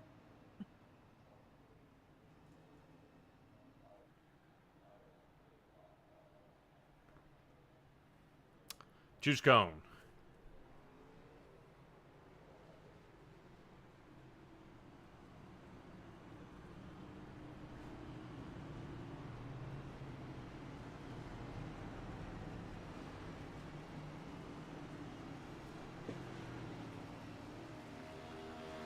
Tough race here so far. Tough race. All right, let's see if we can find maybe one of our drivers out there. Let me see. We'll see if he's available. As Thomas Walter gets one of his laps back here. This will be a heck of a job.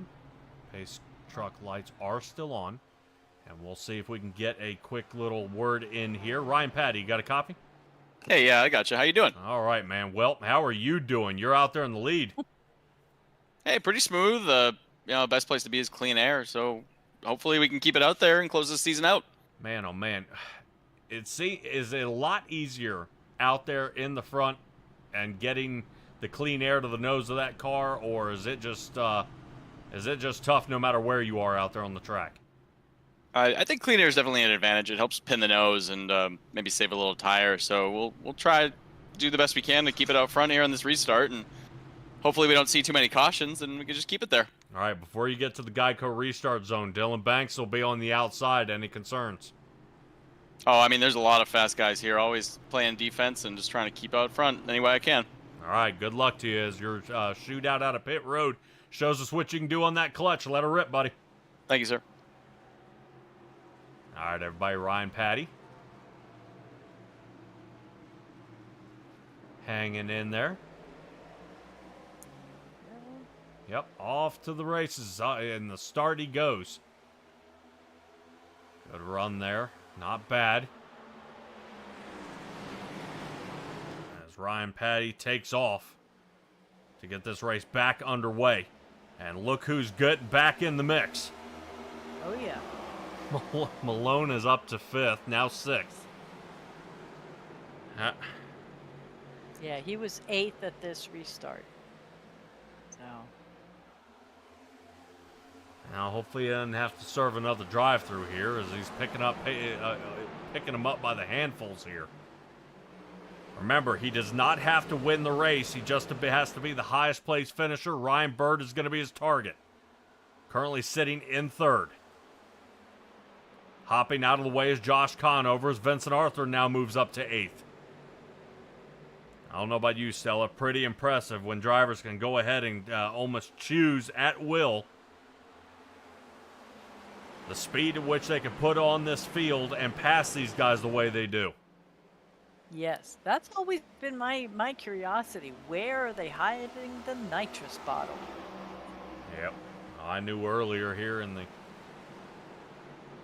the broadcast here, Jay was out there saying it looks like the nitro pill worked. I thought those were only for heart attacks. Oh, God. Oh no. Okay. Hey, take a look at what Corey Harville's saying out there. He had a super late model race. Seeing he's not bragging he won. Something tells me he should have been on the asphalt. All right, here we are. Vincent Arthur putting it on the Kralik. This is for 7th. Oh, Will Harville says he won. Okay. I guess it was worth it. How could you miss racing here with NORA? These guys do a great job out here. Week in and week out. Some races a little messier than others. I would say Martinsville can be a pretty nasty race out there. And here is the battle for 4th. Jacob Malone moving up. Matthew George will be on the outside. Around he goes. Jacob Malone looking for one more position. As Stella, we may be looking at one more pit stop until the end. The question being, do they take tires or not? And it would depend on when the caution comes out. Yeah, some of these guys have already come down enough times that they may or may not have used all their tires. But knowing these fellas, caution. Oh. Aaron Kralik is around. Tons of smoke this time. Boy, is it just him and then? Vincent Arthur caught up. And Josh Conover, I believe, is caught up in it. Oh.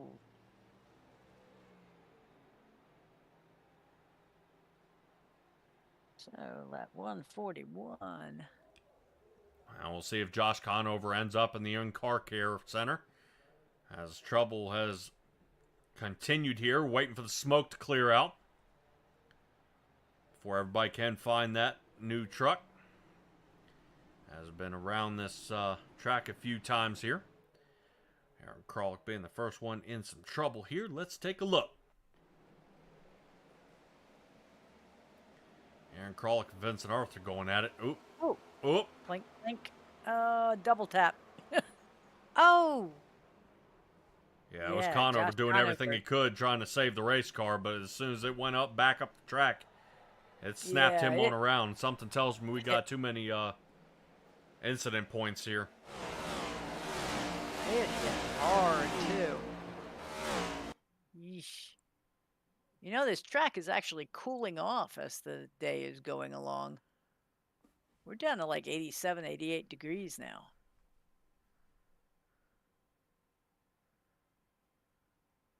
Yeah, for it to see it disconnect him like that. Yeah, it does appear either it was a disconnect or it was a take it back to the garage. All right, well, we'll take a little one more look here at Vincent Arthur, one of our playoff drivers. The big question is how much damage has he received, and is he still in the running here? It did look like from the top Arthur had come down on Kralik, but I don't know if Kralik wasn't coming down the same time everybody used to, or what happened.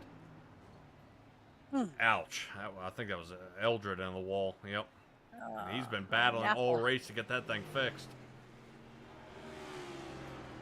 Maybe. Stella, Vincent Arthur.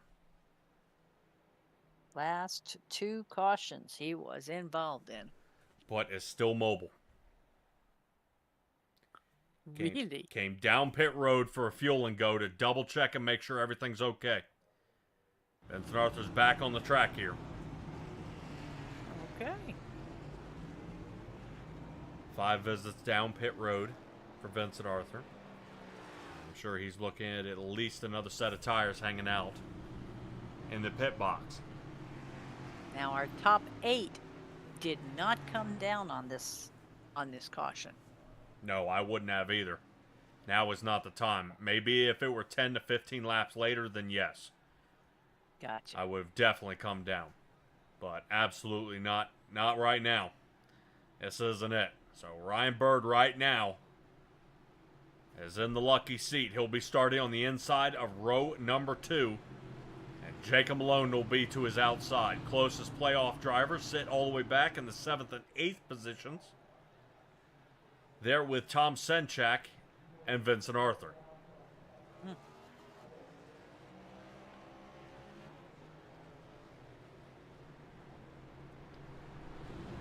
Ooh, boy. Now, guys, don't leave yet. Heavens. You might want to hold your breath. This is going to be close, especially here to the end. Started this race out there with 19 drivers. 2 have retired for the night. 4 seem to be beyond repair. Thomas Walter doing everything he can to try to get back here onto the lead lap, and he's getting close. But he's got to pass Josh Conover if he wants the next lucky dog position. Conover made it 141 laps. Currently, Thomas Walter sitting on 136. Okay. Leaving him only 9 down. Tom Senchak's got some work to do here. Adam Kulikowski late on the throttle. Very. Lost him 3 spots by the time they hit the start-finish line. Yep, they may say off to the races, and they're doing it. Right now, Dylan Banks unable to get a good start. That's going to knock Malone down to 4th. Watch for Malone to follow Ryan Bird. See if he can he'll slice follow on him until Ryan. he Yep. doesn't. Yeah. Al Malone trying to see if he can find a gap here and see if he can get a 2 for 1. Not going to happen that turn, as right now as they slice through the dog leg, looking for a little more angle. Malone gets a run, banks up toward the top. Interesting. Banks has been having a heck of a time out of that race car here. 48 Chevrolet to the outside. Patty still, he said, playing defense, but it looks like his offense is doing just fine. Malone notices Banks is coming down, whether he wants it or not. Yeah, watch Malone stab it in there, and that's going to get those two. Malone shoots on through. Yeah, but Bird saved it. I think he's still going forward. So Bird saves it, finishes it's currently holding 8th, but look who's back in the fight. Vincent Arthur and Tom Senchak. Oh my heavens, in 2, 3, and 4. So Bird gets knocked out here. As some contact between him and Dylan Banks. Banks is now in pits. Not knocked out, but knocked down. That he is not out of this yet. All right, let's take a look back. How in the world did Banks end up in the crash? pits? It said they had a problem here with Aaron Krolick. Ouch. Oh. Oh. My goodness.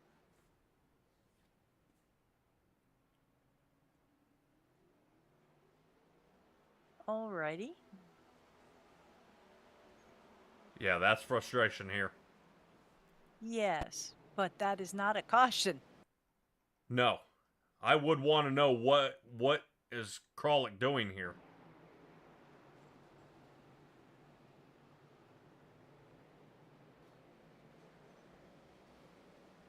I wonder if Krolick thought he had cleared and he was trying to avoid Bird that was coming back down the track.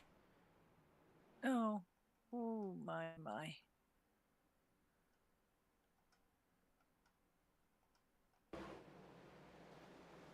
Yeah, because you see the 49 coming back down the track. It almost looks like he, in his mind, is already past Dylan Banks here. Right there. Because you see the 49's working his way down. But I don't know why Krolick would turn into him like that. That does seem rather fishy. But Banks retaliating right after that.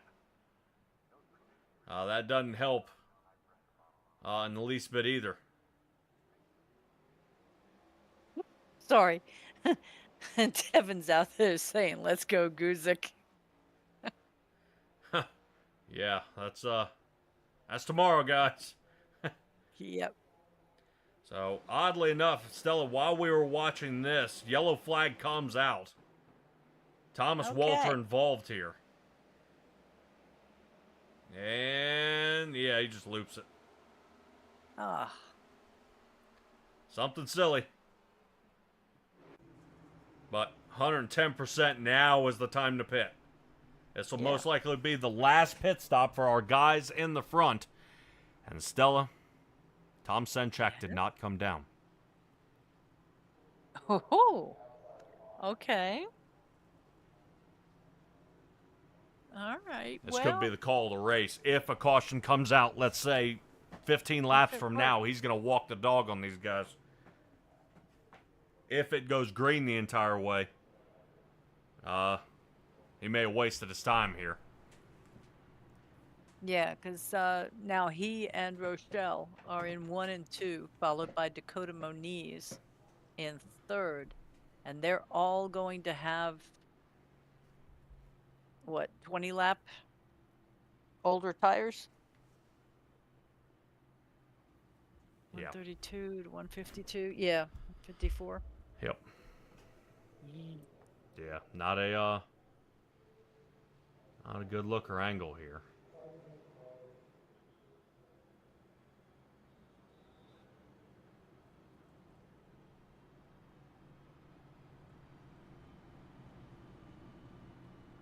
So I believe Aaron Krolick has taken it to the garage.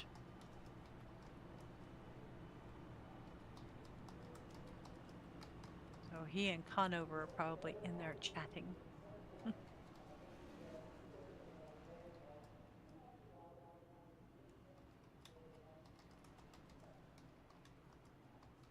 Dylan Banks is working on 4 minutes, sitting in the pits trying to get some repairs done.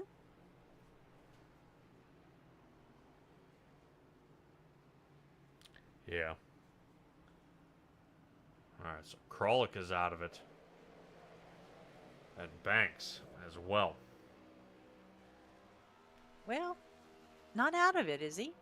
I mean, Kralik is showing in the garage currently. correct, but Banks is still in the pits. Yes. Okay. Cody Eldred working his way back down pit road again here. Choose cone is complete. Senchak chooses the inside. Dakota Moniz chooses the inside. He's up 15 here on the night. Jacob Malone will be on the outside of row number 2.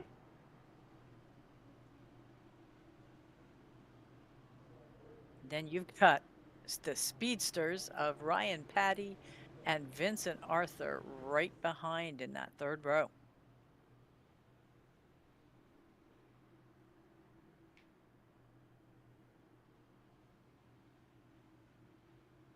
Been watching. I think Ryan Patty's been known for giving a little push if you don't take off right away. So be ready and be on the gas. Pace truck working its way on in.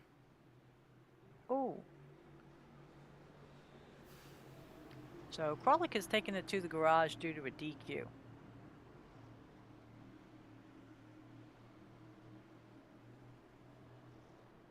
So, is this all the drivers I got left? I got 10 drivers that are left mobile. Yes. And then you've got some in the garage and the rest in pits. Oh, man.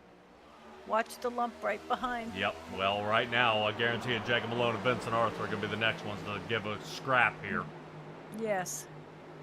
So Malone gets to check up. Moniz on the outside. Malone going to wedge his car where it belongs. Oh. Right in the middle. All the time. Yeah, Vincent Arthur not looking to give up that low line here. Still trying to hang on to it. Can Moniz stick it? Yes, and Malone able to squeeze through. Wow. Malone up to third. Patty regaining the lead here. And Patty did come down on lap 154. Senchak is now falling victim to fresh tires. Yeah, and a little bump and run. Yeah, right now, Tom Senchak is going to want to follow Ryan Patty as much as he can. But as Jacob Malone dives it into these turns, the closer these guys are getting to making that pass, sending Senchak to the back of the pack. 27 laps left to go. Vincent Arthur diving in deep here. Malone will be to the outside. Still holding there. There he is. Yep, Malone running out of room here. He's got to make the clear. Vincent Arthur's going to try to dive bomb in it. No can do. Look at Vincent Arthur. He looks like he's been driving through Florida with the love bugs. All right. Stella, I would say. And Ryan Bird right behind him. Yeah, I would say from my gut here. These are going to be our guys here. This is probably going to settle it. We'll stick it to the top 5 here for the last 26 laps of this race. As our playoff drivers are currently sitting 2, 3, 4, and 5. Patty looking for the upset on the win. Have never seen it. Have never seen all of them be right up front in the final. This is fantastic driving. I would say they've earned the position. Now they're just trying to finish in the best position. Jacob Malone sitting third. Senchak is second. Senchak trying to play the blocking game. Jacob Malone lets him know that is not satisfactory. To the inside, the Buc-ee's machine goes. Wake Up Narcolepsy Chevrolet of Vincent Arthur sits right behind. He's got to make a choice here, and whether he decides to stay behind Senchak or not is going to be the question. Notice how Vincent Arthur is watching how all this goes. Senchak blocks Malone again.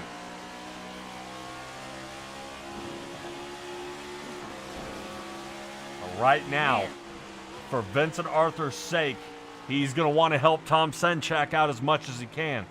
Jacob Malone is burning up those tires, trying to figure out how to get around that late apex machine.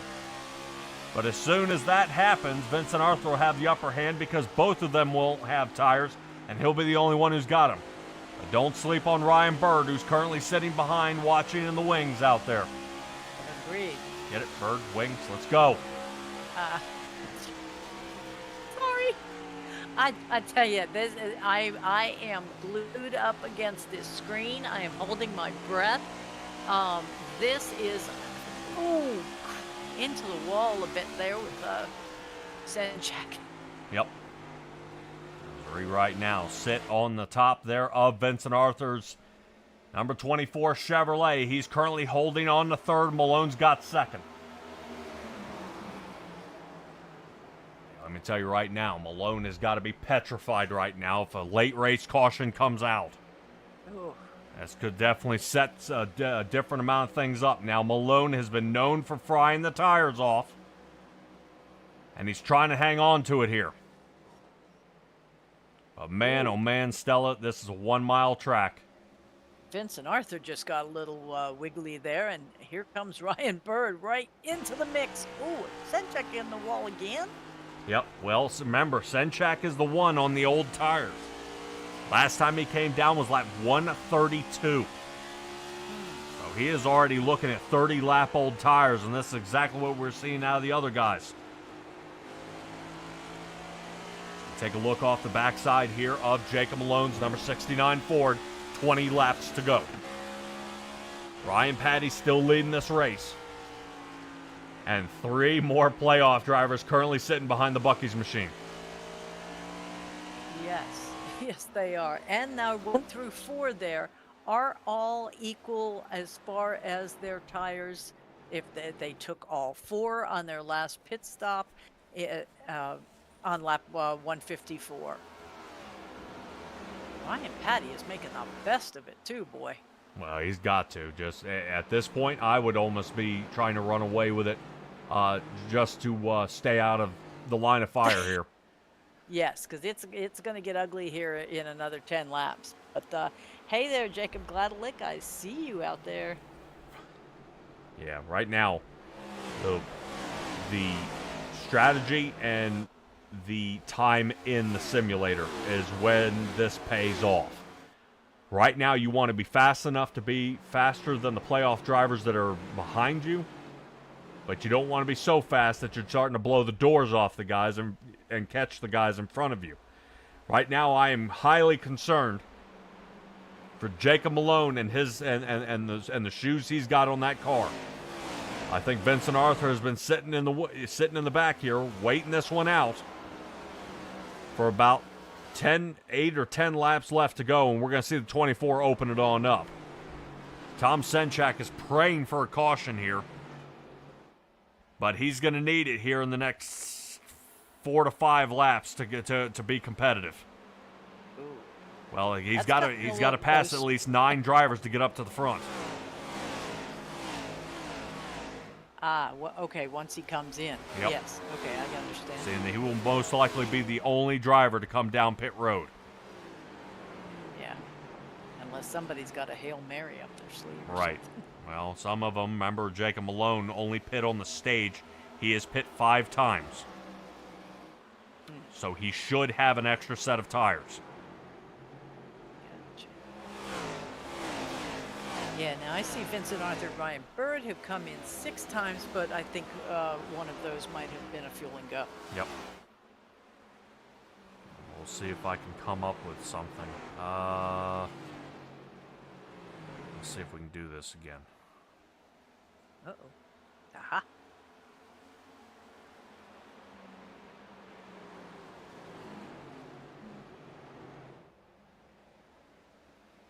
So you can see Vincent Arthur on a couple of those were just fuel and goes. Yep. And Bird's got a little itty bitty one there too. Okay, so we venture to say they've got tires in at least one set in the pit. Yep. All right.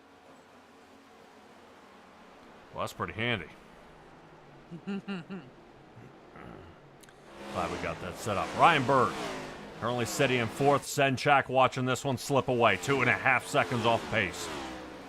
He's got to find another second to find Ryan Bird. He is about a light year off here. He would love to see if a late race caution comes out. They may be able to conjure one up. Yeah, he's a full half second behind Vince Arthur. Yep. And Arthur's still a quarter second behind Malone, so that's close. That's striking range in my book. Yeah, he's right there with Malone. I just think Malone really needs to be. This is tire conservation now. Okay. So right now, the last lap times are starting to match. So everybody's starting to kind of hold tight where they are.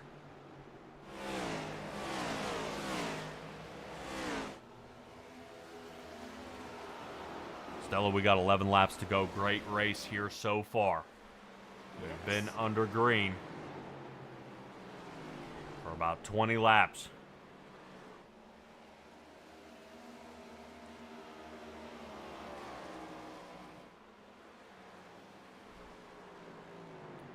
Would like to appreciate and thank everybody out there for joining us here at SimTrax Broadcasting as we bring to you the last 10 laps here at Phoenix for the 2024 Cup Series with the National Oval Racing Association.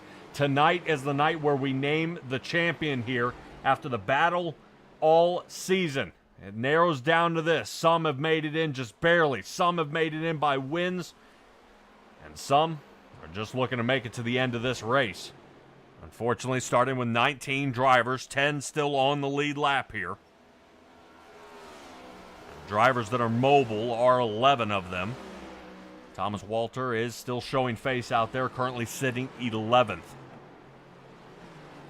He's going to have to make a bunch of laps up here. 9 laps left to go. Ryan Bird still trying to chase down Vincent Arthur. I think Arthur might know that he's got him dead to rights here as he's holding back. Well, he's only off by about 0.3 of a second. That's plenty of gap.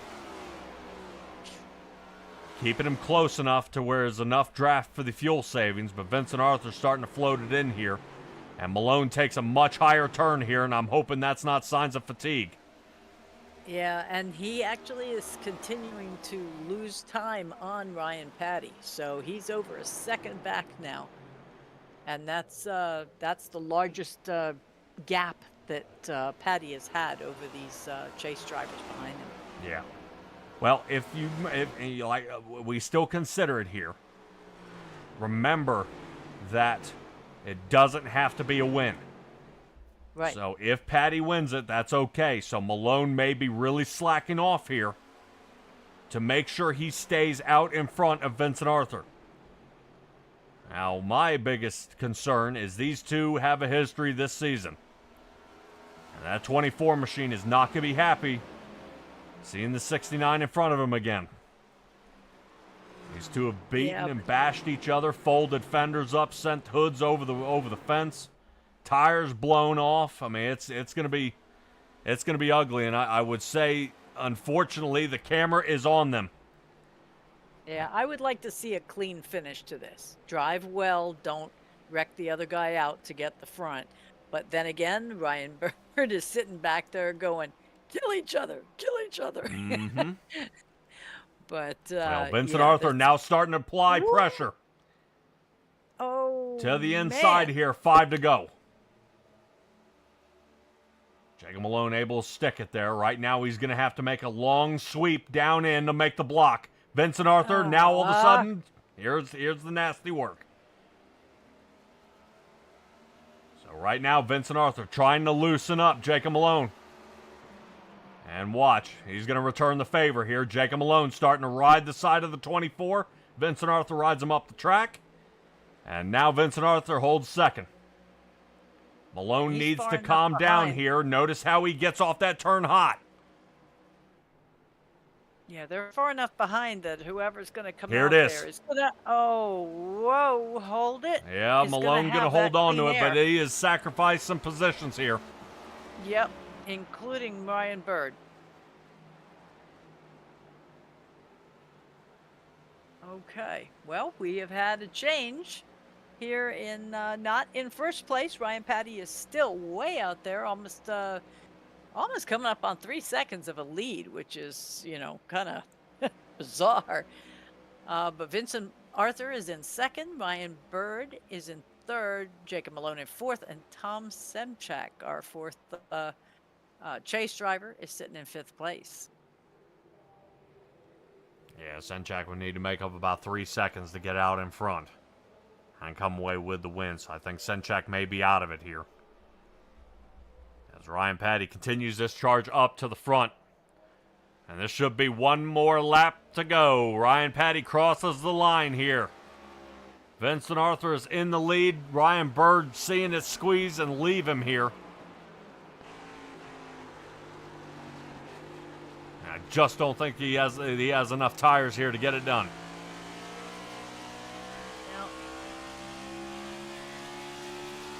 Now, So coming not to the enough line, laps. Ryan Patty is going to win this race. Not bad, he wins it. Vincent Arthur is going to be our championship for 2024.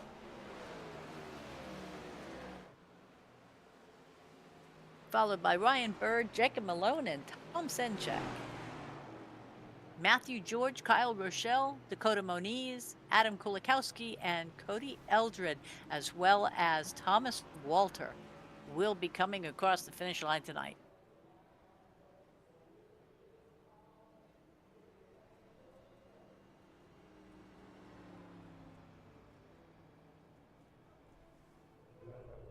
Awesome job here by Ryan Patty, coming away with the win here at With Phoenix. authority. Stella, if I am not mistaken, the last 4 races have been won by non-playoff drivers. That is true. Let's see. How far does it go back? Okay, yeah. The Charlotte Roval was the last time a playoff driver won a race, but then Conover ended up winning. So, yes, that would be a playoff driver. After that, we had Banks and Petty and Jones at Las Vegas. So.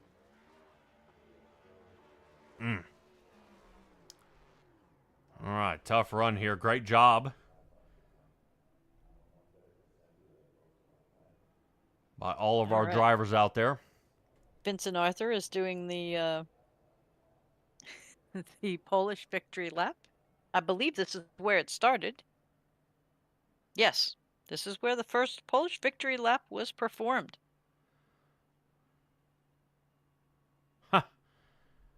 Stella, after watching how the Bandit Racing League went, I would be petrified right now for Ryan Patty and Vincent Arthur. Oh, Lord.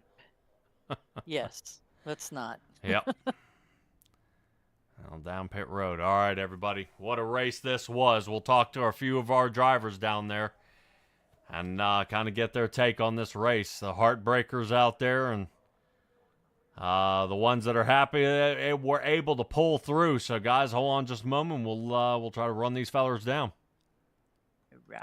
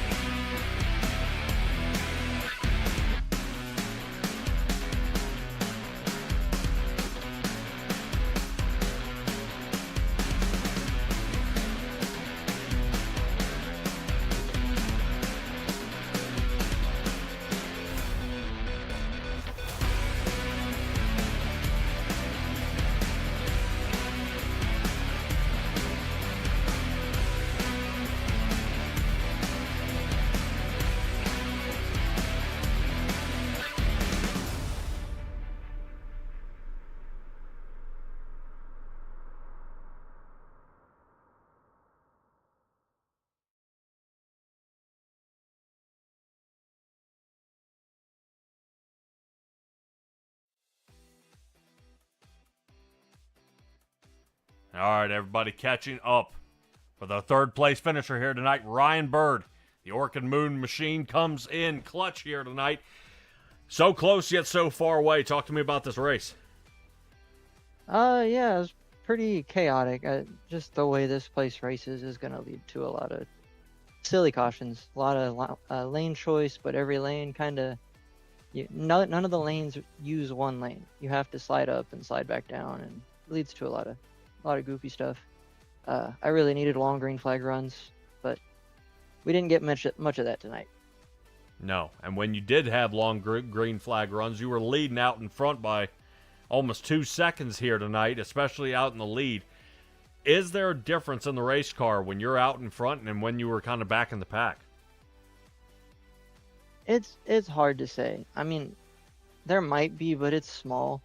The biggest thing is whenever someone's right there in front of you, it's really easy to miss your mark a little bit and try a little bit too hard on exit to throttle up, and you just end up burning the tires off. When you're out front, you can just make sure you hit your marks.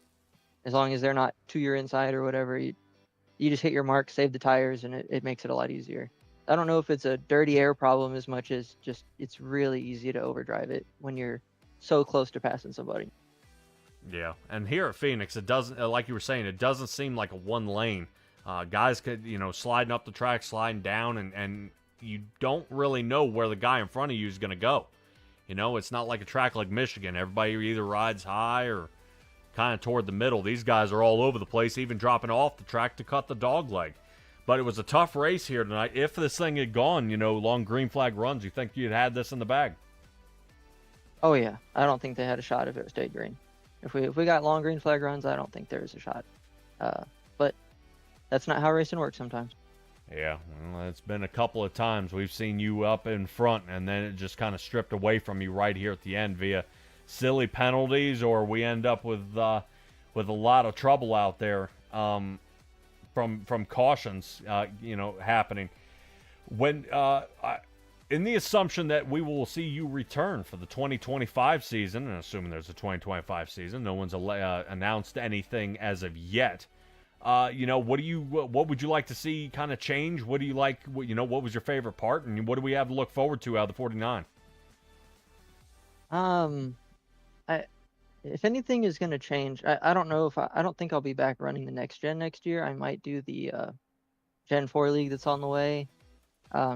Weeknights are just real tough. I work at 3 a.m, so being up this late racing is difficult. I don't know what my plans are for next year, but for the league's sake, what I would like to see change is someone who handles the penalties and appeals and all of that stuff that isn't racing.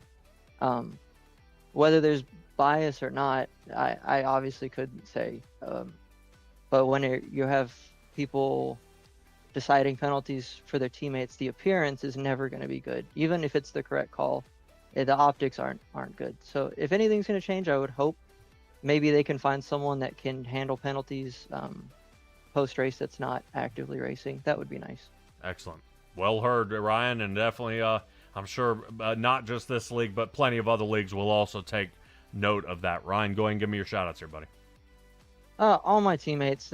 I know it was a chaotic night, and some of them maybe lost their head a little bit there, but Tom Senchak, Kyle Rochelle, Dakota Moniz especially, Max Foner especially. He hasn't run a lot of the season, but that dude picked me up on a team before anyone else did, and he's been awesome. Aaron Kralik, Thomas Walter. If I'm forgetting anybody, I'm sorry. Oh, Ryan Ferraro.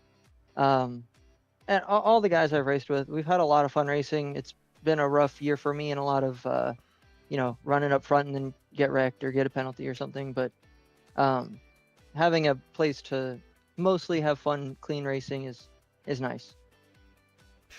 And thank you to you guys for broadcasting every week.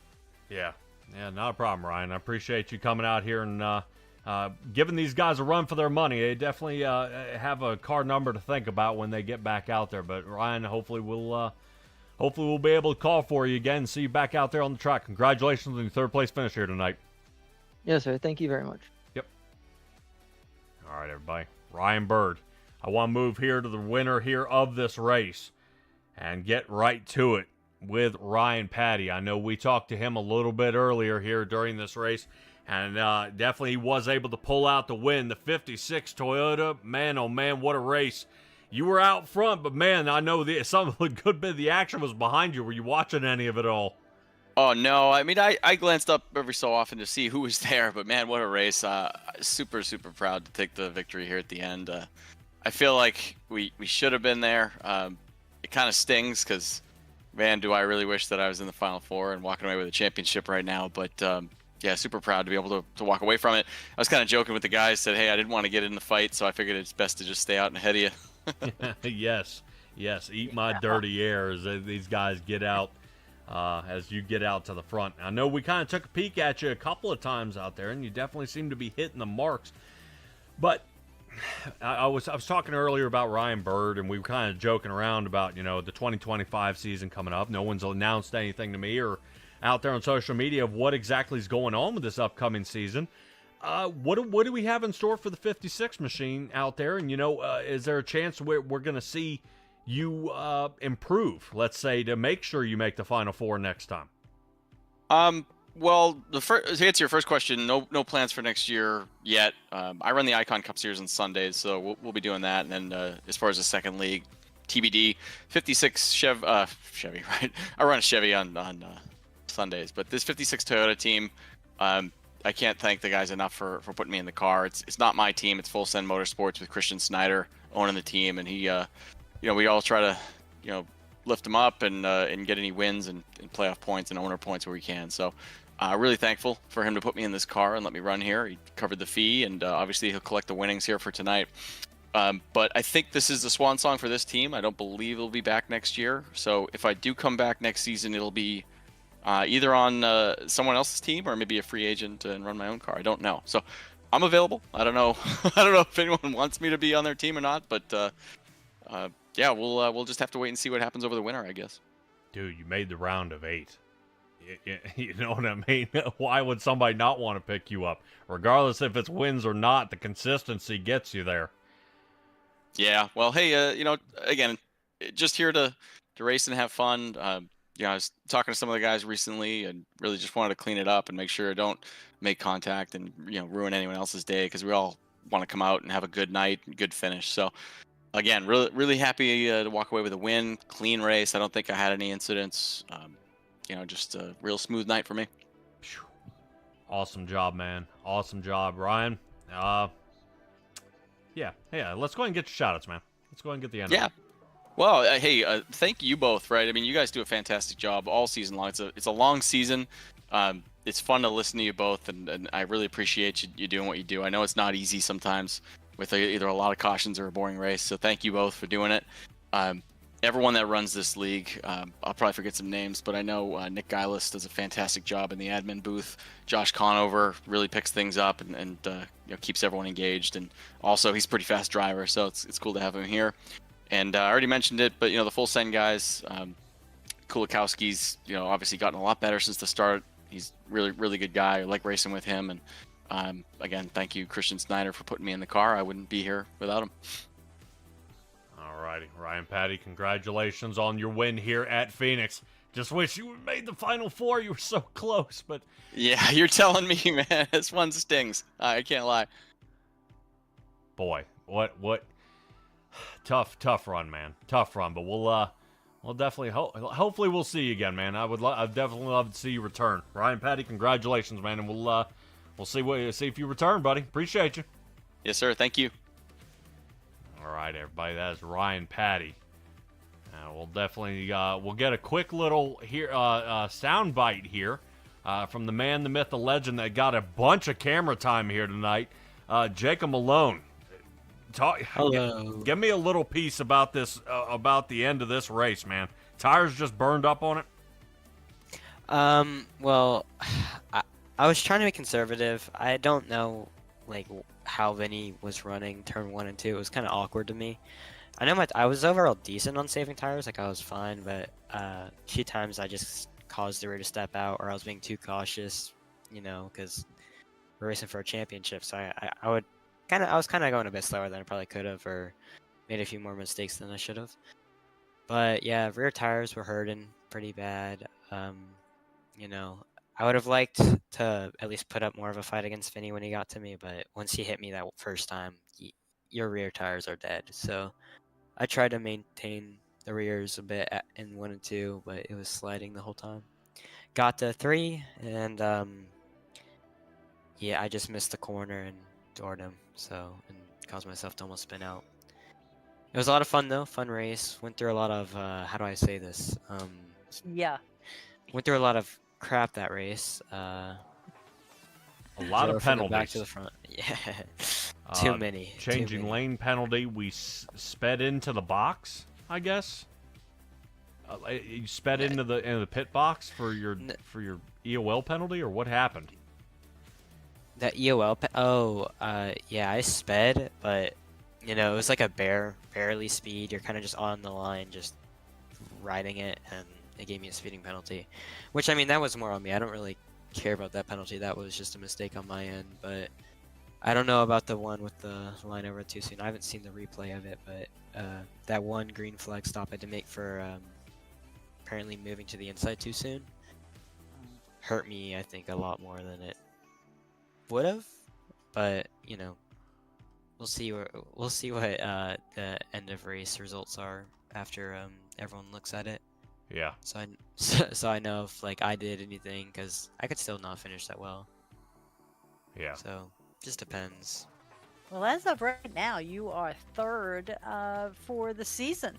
I mean, that's still in my book. That's a medal, a podium finish for the championship for the whole league. That's nothing to sneeze at. Yeah. But tough race, there was a couple teammates blocking for each other and then holding up on restarts, not going. It was a bit funky, but I had a lot of fun driving through the field, making my moves. Had a lot of fun racing Ryan Bird especially. He was super clean the whole time and showed nothing but respect to me. It was very nice to race him. Tom too. But yeah, I really want to shout out Ryan for being super clean towards me, especially for the whole season. So, happy for that. Good win, Vincent. And then good win for Ryan Patty for winning the race. Couldn't really compete with him whatsoever. Never saw him. He was just a mile ahead. Yeah. Well, definitely, whoever seemed to be in that number one spot was just able to take off, and away they went. I would almost say it is a clean air thing, or guys being able to hit their marks. Just one by one being able to go ahead and chip away at the time and continue their charge up to the front. Jacob Malone, I'm assuming we'll see you next season. Yep, I should be back here next season. Depends on how basketball's going and whether I can even make it. But, yeah. Have a good one. It's been an awesome season. Thank you, Nora. Peace out. All right. Good luck, Jacob. All right. Yeah, that basketball sometimes gets in his way. He's got to have mom run that lap. Yeah.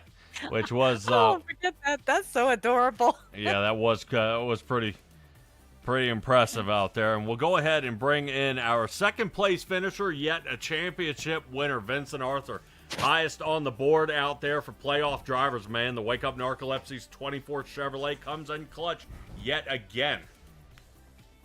Yeah, I mean, just after all the hardship from last year and coming so close and not quite getting it, I mean, all the adversity we went through tonight, I don't have words to describe just how much this means to me and my team.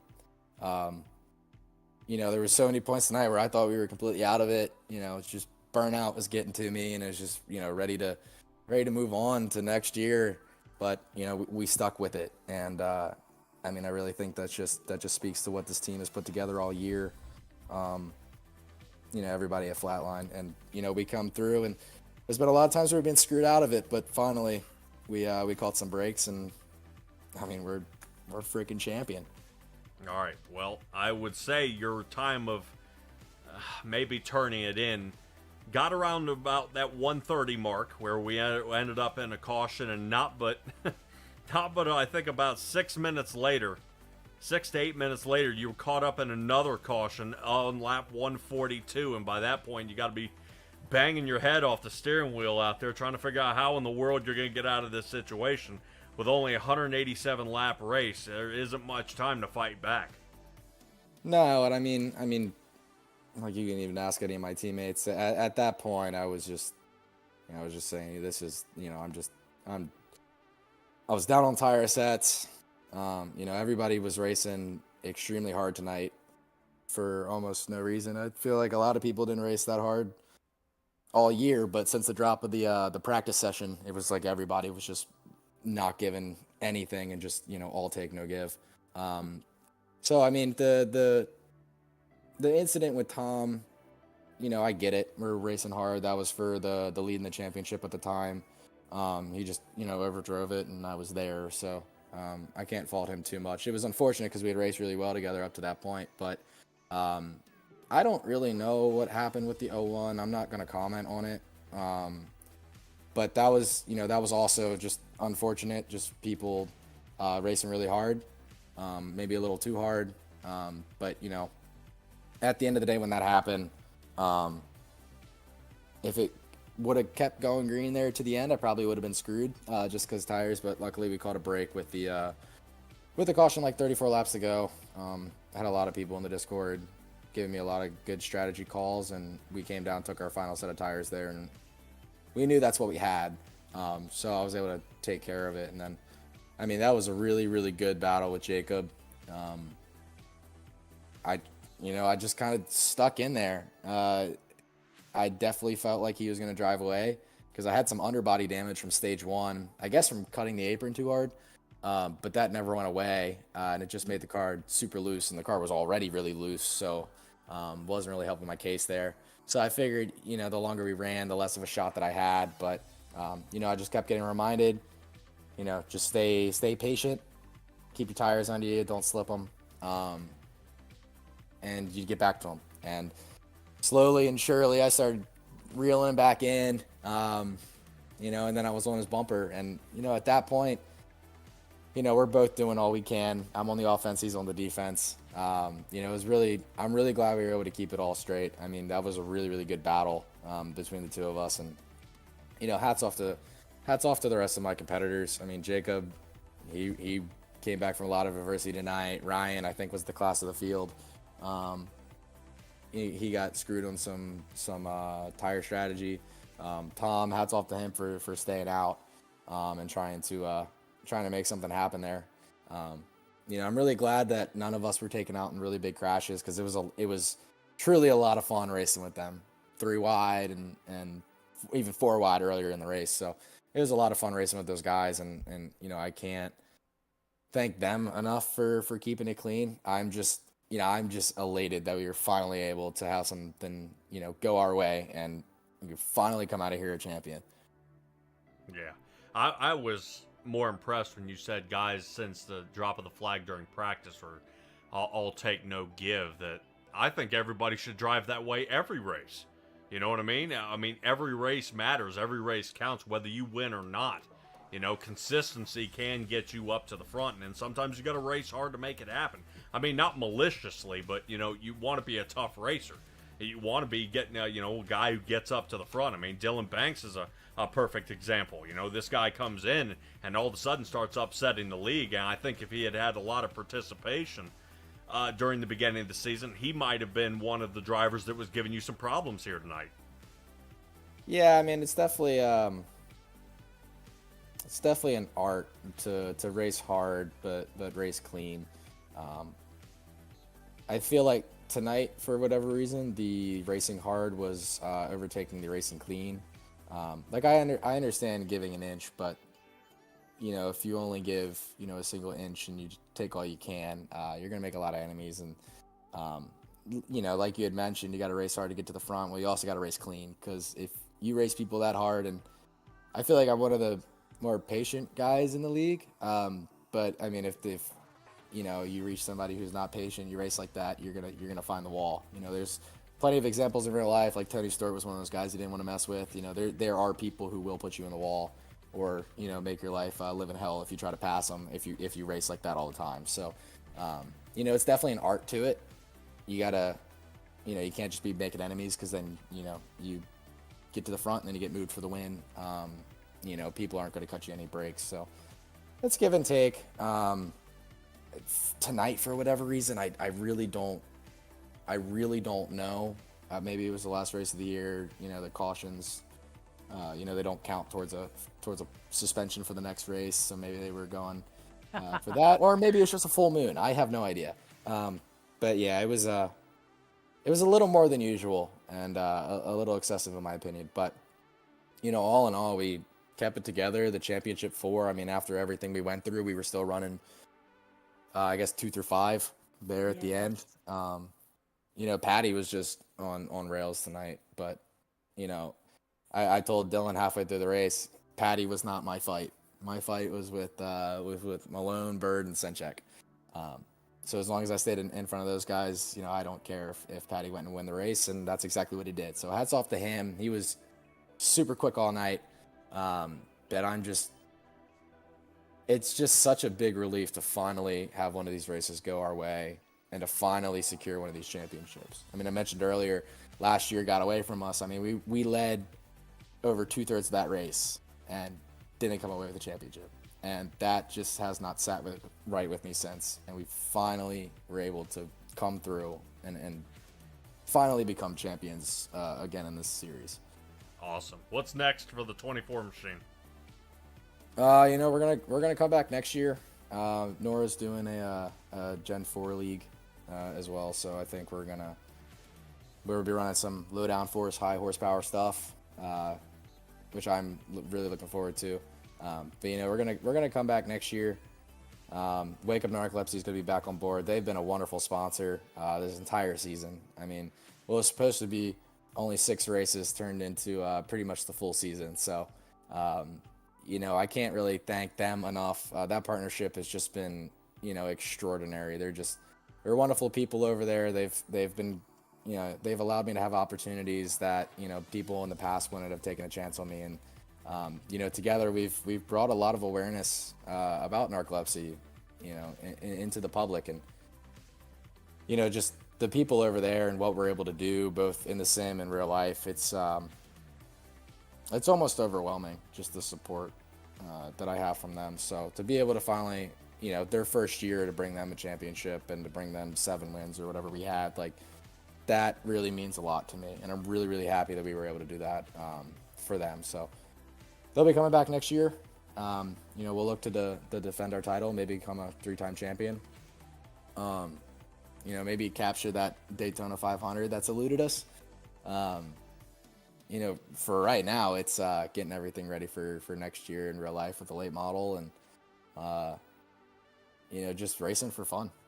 You know, the point stuff's over. So now we'll be able to take these next 100 days or whatever it is until we go racing again and, you know, just hit our stride for next year. Awesome. Shout out time.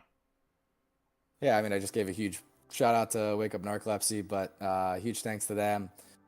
Big thanks to Red Bull. I think I got them a couple of wins this year.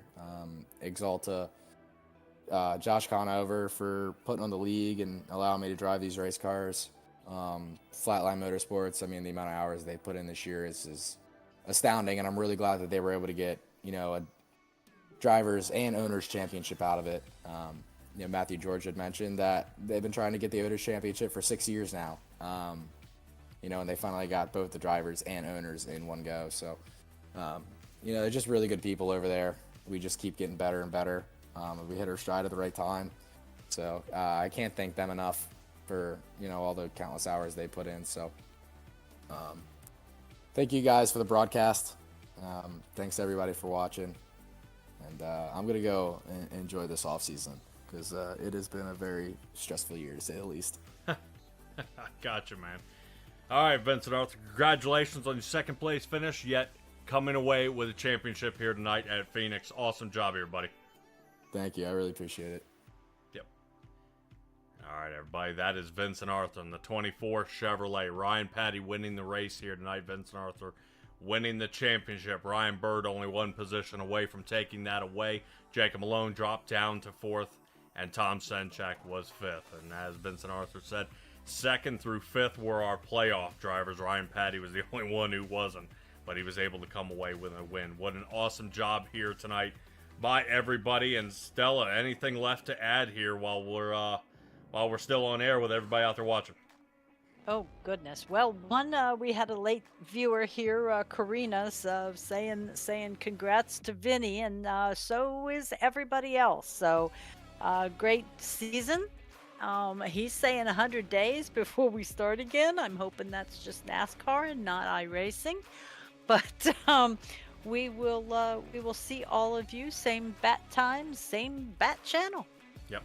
Hell, normally 100 days. That these guys do race the week of when they race on Sundays. So that'll definitely give us some time, and they'll hopefully be ready. A lot of things will change between now and then. But guys, you can always stay tuned in here with SimTrax Broadcast, and we'll have definitely plenty of feeds out there and some upcoming racing soon here with the Bandit Racing League for tomorrow as we wrap up the National Oval Racing Association here tonight at Phoenix.